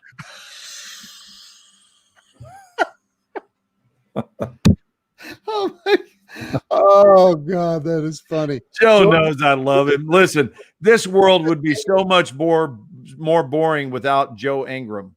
Oh, The world needs more Joe Ingrams in it, not less. Joe is amazing. He is, So- and he's always there with a smile and a warm comment, and we love our Joe Ingram. I'm looking up. Did he get back to you? Well, he said yes, sir, but I'm not here. I'm on his YouTube channel. Yeah, And I am going to subscribe to his. I just subscribed to his. Is it Alien 51? hey, can we have a screening with Jordan's blessing? Can we have a screening of it right now? He's very good in it. Oh, he's sending me the Vimeo link, but I can't. Look at this. We're giving exposure to the short film. I on the can't- I Glenn can't. Show. Hey, Glenn, what I want you to do is I want you, if you would please, read me those numbers after the Vimeo.com. Where is it? It is in the comments. Do you not see it? Hold on. There. Okay, here you go. 36. Ready? Start again. 363 650 205. Hey, watch this, kids. We thought we were going to sign off, but we're going to sign off by showing you a very short movie. Very short. Its running time is 14 minutes. okay. Let's have a little fun. Okay. Some of you are going to go, but those that stay, you'll be glad you did. And Jordan did a great job in this movie. Don't leave. Just stay. Yeah, Share so this this- out. Like we have the actual filmmaker here. Like this is crazy. This is a once in a lifetime opportunity you guys have. Share this out. Oh, hold on. Go wake up your mom and tell her about it. Hold on. Jordan's calling me. What's up, dude? I'm talking to you live because this is our show, so I can do that. So do you want us to play this? We're going to do it. Well, then send it out. You got to share this out and tell your friends in Nashville that we're doing this live right now. Yep, we're doing it live. You got to be an opportunist, dude. That's the way. Yeah. What's your question? It's showtime. I don't know. Is the link working, Ken? Is it called the kid? The kid, more to come? Yeah. Yes. Yeah, it's called The Kid. That's it. Yeah. Yeah, let people know. Okay, thanks. I'm fixing to share it right now. So that's how that happens. Jordan, the guy that came up with this concept, that wrote it and directed it, is calling me on the phone, and you guys will get to enjoy him. We premiered this at the Nashville Film Festival a couple of years ago. Why is there no? I guess it was last year's Nashville Film Festival. That looks like Nashville right there. Yeah, well, it is Nashville. You know, this little bit of research, there's nothing that looks more like Nashville than Nashville. That is a valid That was point. good, huh, Ken? That was funny. That was good, dude. That was good. So look. Are we waiting on Jordan? No, we're not waiting on anything. He's sharing it out to tell people to come join us. Look. That I'm fixing to share this right now. I've said fixing for a long time. I did live in West Virginia for 5 years. So Yeah. like just saying. Come on, Joe, watch this with us. Here we go. Let's do it. All right, we All right, ready? everybody. This is called The Kid, made by filmmaker extraordinaire Jordan Fitzsimmons. Glenn, do me a solid and mute your microphone during the screening. I'll do it right now.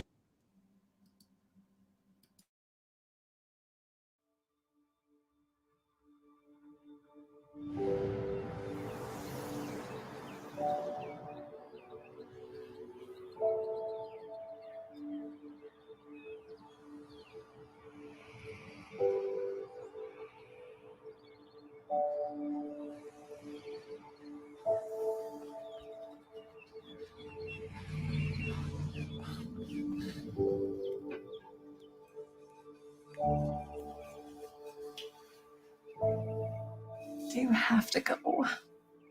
Come on.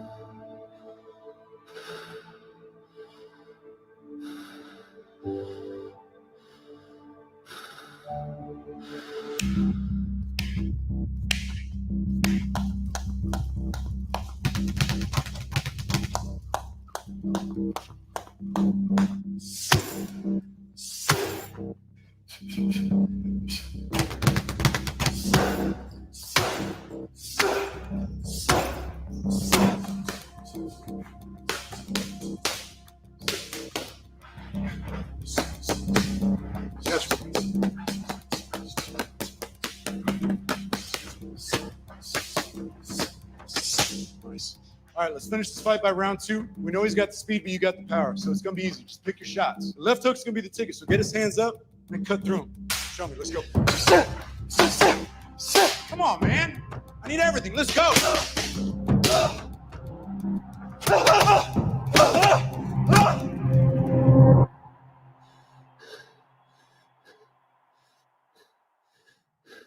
I just wanted to call and let you know I'm going to be a little bit late. I'll see you tonight. All right, I love you.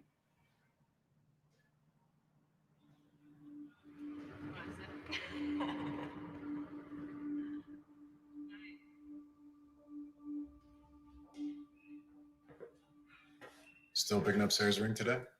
About to run there now. Sure about asking her in front of all those people? You're not gonna pass out, all right? We'll see. All right. How you feeling? How's the knee? Good? Good. Get a nice bath in, stretch it. I'll talk to you in the morning. You're gonna do this. We are.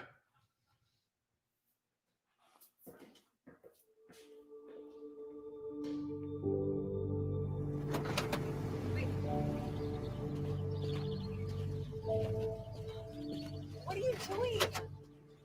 Your turn. What? No, I don't want to break anything. Break anything if you try. Come on. Okay.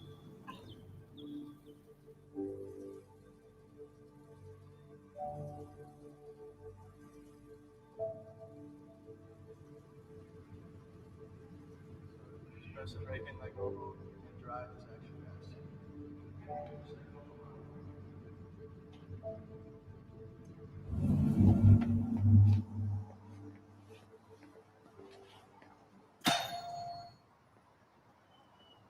There he is. I just got finished cleaning it for the last time. She's going to love it. When are you going to do it? In the ring. After I win. She has no idea. Oh, you're just like your dad, confident. He'd be proud of you, Jason. Or should I say, the kid. Yeah, something like that. 2000, yeah? Hey, take her out tonight.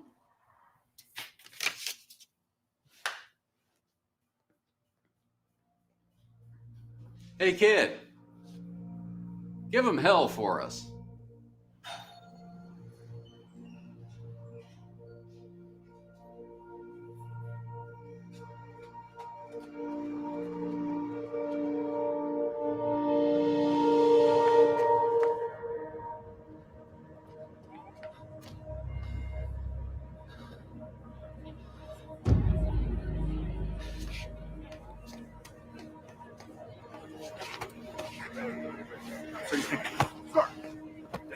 Get back!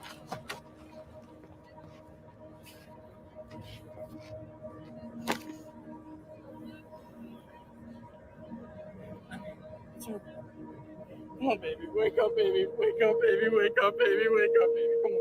It's okay. It's okay. It's okay. Don't listen to him, baby. Don't listen to him. Hey, don't listen to him. Don't listen to him. Hey, help me. Let's go outside. Come on, baby.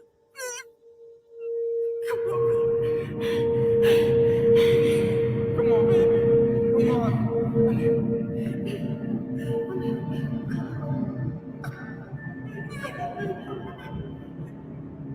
Hey, kid! Do you have any idea who did this?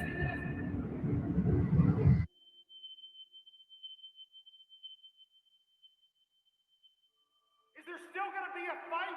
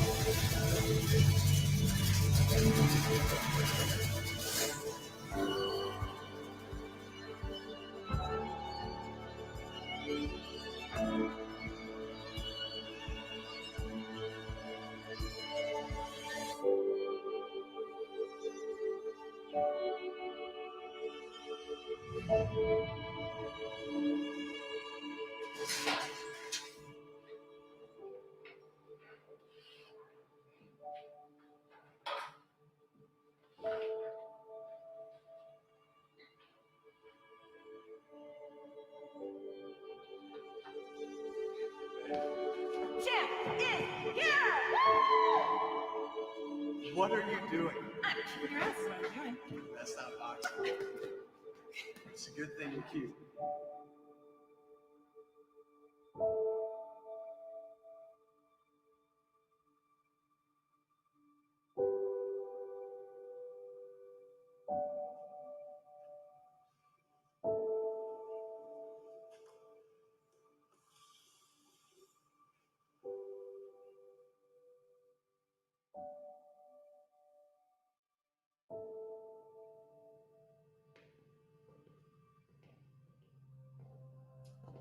You look just like him.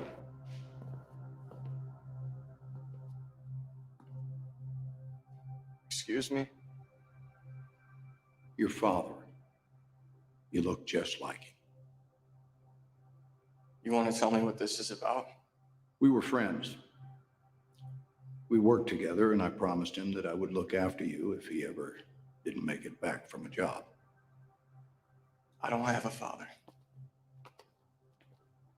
I think I know who killed Sarah.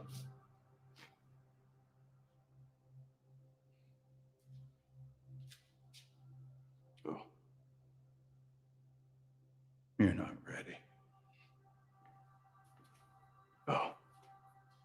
Revenge is a tricky thing.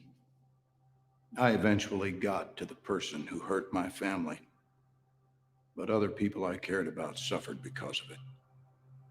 Don't make the same mistakes I made, Jason. There's a way to do this. If you want to help me, tell me about Sarah.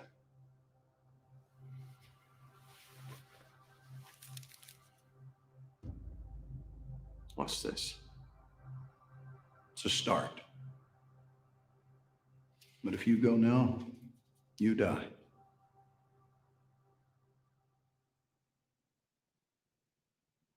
I'll be fine.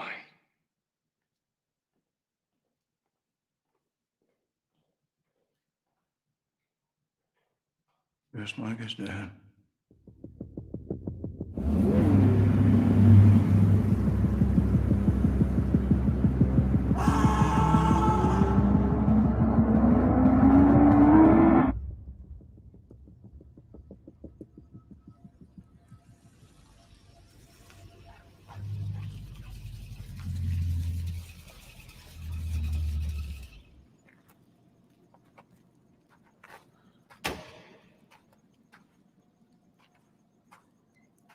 Did you do it? How'd you find me? Did you kill her? Doesn't matter.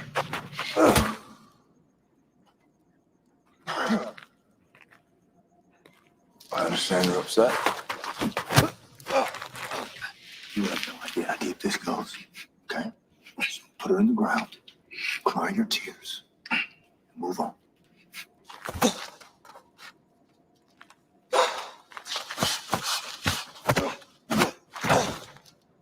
This is the boxing ring, kid.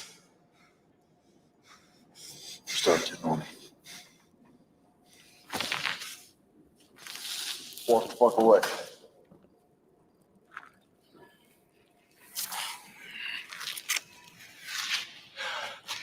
One of us dies here tonight. Yeah, I believe you.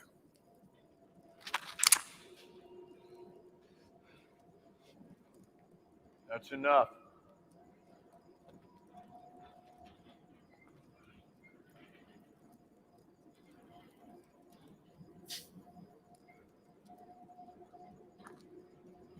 Looks like.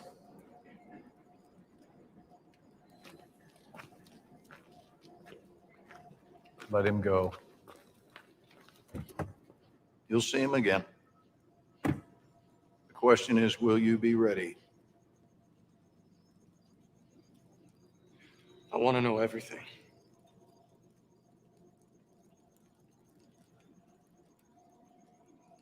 Okay.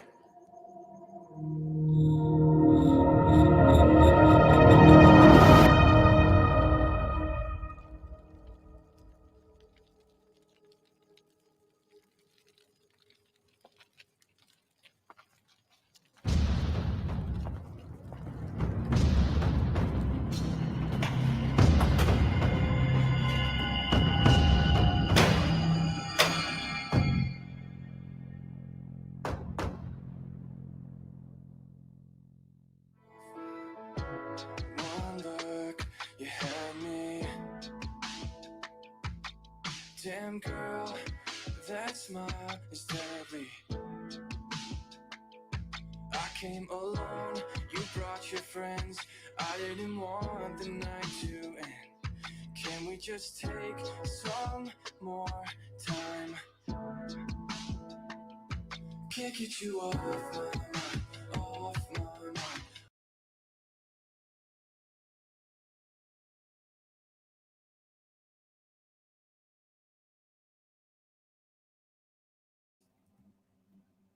You're muted.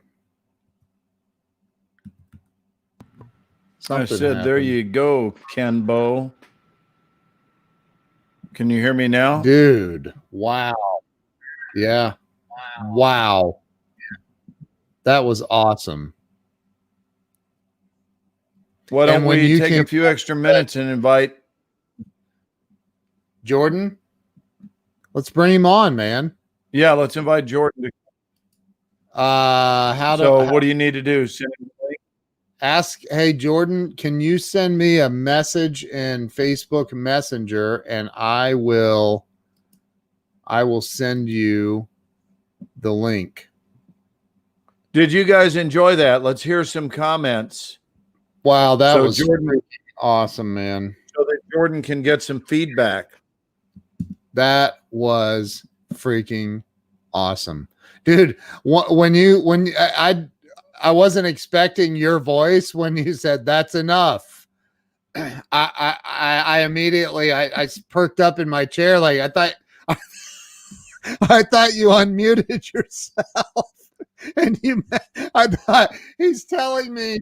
Oh, like I'm telling you, that's enough. Quit showing the movie. Oh, God. Jordan, I'll have to confirm your friend request after I'm gonna have to go delete somebody. So so just open that on I have to delete somebody to add him as a friend, but I definitely will.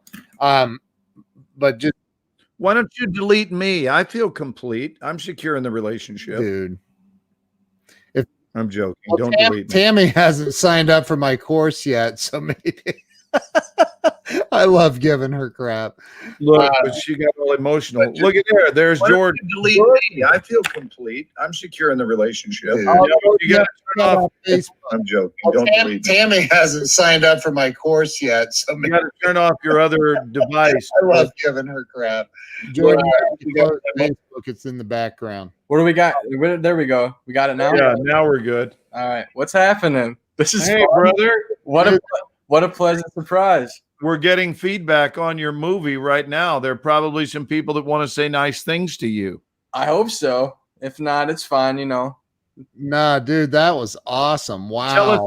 Tell us about your vision for the kid and where it came from and how it came to be born and so forth. Yeah. So I think where it came from, the more I think about it, is Rocky was always my my favorite movies, and I would literally just sit there and try to rehearse and regurgitate what Stallone was doing, and that's kind of where I think I started to want to become to be an actor. I just didn't know, and so the whole underdog boxing fighting thing has always been kind of it's been there. I've always wanted to write something around it. I've seen myself as that character, and so I kind of wrote it around that.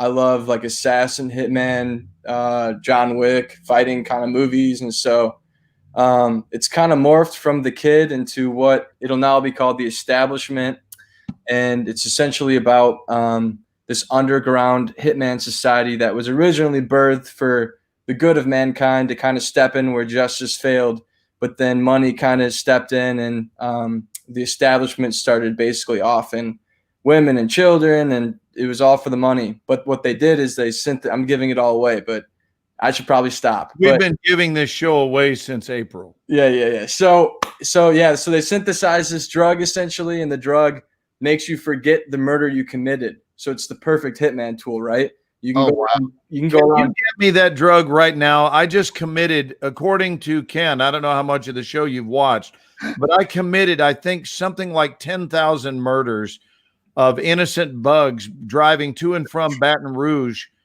in the last 2 weeks. And the front of my car is evidence that it's a murder scene, like multiple times. Well, your character gets the pills, so, they're coming your way in the movie. So. Awesome, because I'm in deep guilt right now over what I've committed. Glenn, it might make you feel better if you knew that I actually own a thing called a bug assault gun. Why am I not surprised to hear that? I literally do. I could go get it and show you. By the way, I think the audience, Jordan wants to know how it worked. You put table salt in it, and then you just it loads up like a pellet gun, but it shoots out tiny little grains of salt, which are the equivalent to them of bullets to a human. Maybe that's the weapon your character should have in the movie, Glenn. What do you think? You try to show me a thing or two. You whip that bad boy out, and at one point you go, "How do you do it? How do you do it? How do you do it?" And I go like this: "It's rock salt, son." That's what we'll use in the trailer. That's what we'll use in the trailer. Start the trailer. It'll be how do you do it? And it'll just be. Oh, that's funny. We can't hear you. You disconnected or hit the mute button. Only one man with a barrel full of rock salt. The Establishment coming early. By the way, I want to speak on behalf of the audience and say that my offer still stands. When I saw the first playback of Dailies, I was a little embarrassed for Jordan about his physique being as wimpish as it was in the movie. And I offered to body double him. And I want you to know that offer still stands for the feature, Jordan.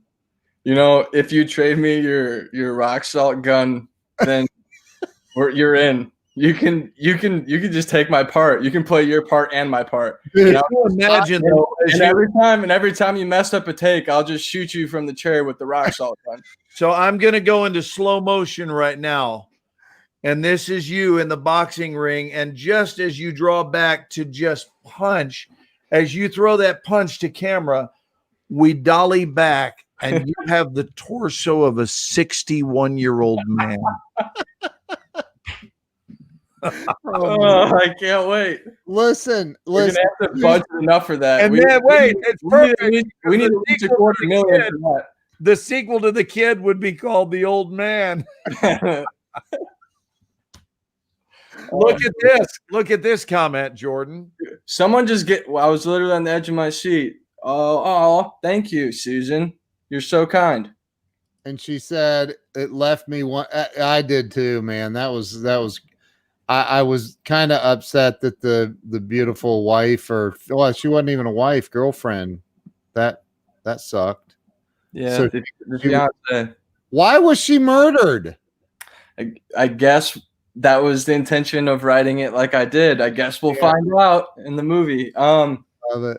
So without giving a lot away, So it's somewhat ambiguous. yeah, on purpose. But Yeah. Glenn will play my father in the actual movie, and Glenn and my dad were best friends in the establishment. And so Glenn and my father said no to the establishment when they started going after money and turning into the bad establishment. So they tried to leave. My dad got popped. Now Glenn's kind of like my dad, and then he teaches me. So I've got 2 takes on this character right now. 3 takes, okay? One of them is this guy. He talk like this, and we don't understand. No, we don't understand. That guy is the rock salt guy. I don't like him very much. Okay. And then wait a minute. Each one's going to get a little better. All right. And then there's this guy. This guy who says, "Listen, kid, it's just the way it is." All right, that's him. And then here's the third guy. I so cannot believe that I'm your daddy. I get so excited every time I think about being your dad. I picked 3. Oh my God. All right. Well, I wanted to show you all 3 before you committed to a decision. I fully commit to 3. Oh my God! Look at this, guns and weapons. I love it. That should be the bad guy, though. So I'm so proud. All kidding aside, I'm so proud of you, Jordan. I told you this at the time. I told you this. I leaned over. We sat side by side at the Nashville Film Festival this past year, and I leaned over to him and I said, "Dude, you really outdid yourself, because so many of these shorts, and God bless them, filmmakers mean well, but they're early on in their career. They're still learning a lot. They usually have very little operating capital." And Jordan made a feature film quality short film. And, I was truly proud to be associated with it. And, sometimes you look at these shorts in a theater and you're going, man, I don't know why I did that, but I was so proud of this one. And it has legs, and it looks like it's got serious promise to be a great feature film. So way to go, dude. Thanks, man. I really appreciate it. And Did you see your comments in your upper right hand? I do. I see them all. If you hit comments, you can see what people are saying. Neuralizer, Susan's just showing all the love. Tammy, I appreciate you. Yeah, I want more. I want more. Dad 3 for sure. Who's your daddy? Glenn's my daddy. Daddy's going to show me how to shoot a gun or 2. That rock salt gun got me all emotional. I love it. Oh, thanks, guys. Well, you guys get free front row premiere tickets if we ever, or not if, it's when we release this bad boy. Hopefully everything's opened up back then, and everyone in this chat right now, you guys got tickets on me. You guys got front row seats to the show. So wow. Is this where you tell Jordan what our audience is? Because typically we are being watched live on average by about 5,000 to 6,000 people. Yeah. Hey, that's a lot of tickets, dude. Hey, add me on the socials, and when this happens, I'm more than happy to make that happen. I'm totally joking with you, but I Even would. I'd find a way. If I got a movie into a movie theater, you bet your ass I'm paying for 5,000 people to watch it. Hey, Wow. look at what my coach and friend Catherine Franco says, who teaches the Extra Mile workshop when I'm out of town. Look at this. Fab. Looking forward to watching the feature. So Catherine is a filmmaker, actress herself, and she's multi-talented, and she's praising you, dude. I really appreciate that, Catherine. Thank you so much. So listen, I want to give ourselves a plug. I don't know if you've ever watched this. We do a great show on Sunday evening called The Ken and Glenn Show with a guy named Scott. And we're on Facebook at 7 p.m. Central every Sunday night, Jordan. And YouTube and Twitter and Periscope and we're everywhere. Well, I'm going to have to not only tell all my friends about it, but pop on every now and again and make fun of you guys. Give you guys. Now, is Caroline teaching via Zoom? Yeah, I'm working a scene right now from Black Hawk Down, so which you were in. So, whoa, nice! Wow. I'm playing. Of course, who's the Orlando Bloom plays whatever that guy is. I play him in the film. Awesome. Yeah. That's awesome. Hey, gentlemen, I got to go. I got to go eat some din din. But Jordan, thanks for coming on. Thanks for. We were just getting ready to call it a night, and you popped in. And I'm glad we got a chance to look at the kid one more time, and you got to see how much people received it well. So That's good. awesome. Yeah. I appreciate the opportunity, Ken, Glenn. I'll tell everyone about the show, and love you guys. Only love. We'll catch you guys later. Have a great night. All right, brother. Be well. Take care. All right, Glenn. Let's close it out, dude. All right, guys. Hey, thank you all for being here. Thank you for all the shares, the love, the laughs. God, we laughed tonight, man. My face. Yeah, we did. You guys have a By great the night. way, it would be remiss if I didn't tell you this. I had completely forgotten to take my own advice, and I stopped and asked someone in Louisiana for directions. Don't ever do that. And I'm going to tell you why, because here's what they do. Okay, here's the deal. You see at Main Street, you're on Main Street right now. Here's the deal. You're going to go about 4 miles down Main Street till you see the motor. It's called Dave's Motor Shop on the left-hand side. I'm going to tell you what, that Dave's a butthole. He's been cheating on his gal for years. Don't even think about giving him your business. And when you just keep on going, even if you need an oil change, don't do it over there. Now, you're going to go about 3 miles beyond Dave's, and on your right-hand side, you're going to see a big old oak tree. It's an old one, too. Don't turn there. So I ran into that, where they tell you what not to do. Yeah. Yeah, and it's been years since I've been given directions that included what not to do, as though I routinely You stopped. didn't have your phone. You weren't using the GPS on your phone? No, man, my phone was deader than a doornail, and they're like, "Don't turn at that oak tree." And I'm like, as though I routinely turn every time I see a friggin' oak tree. Dude, that is, oh my God. I'll Yeah. never do that again. Remind me to have a backup charger in my car next time. I'm going to send you a backup battery. And I think I'm going to go ahead and send you your very own bug assault gun. Oh, that'd be great. That'd be awesome. You guys have a great night. Glenn, hang on a minute. We'll see y'all later. Thank See you. you guys Sunday night. All right. Bye-bye.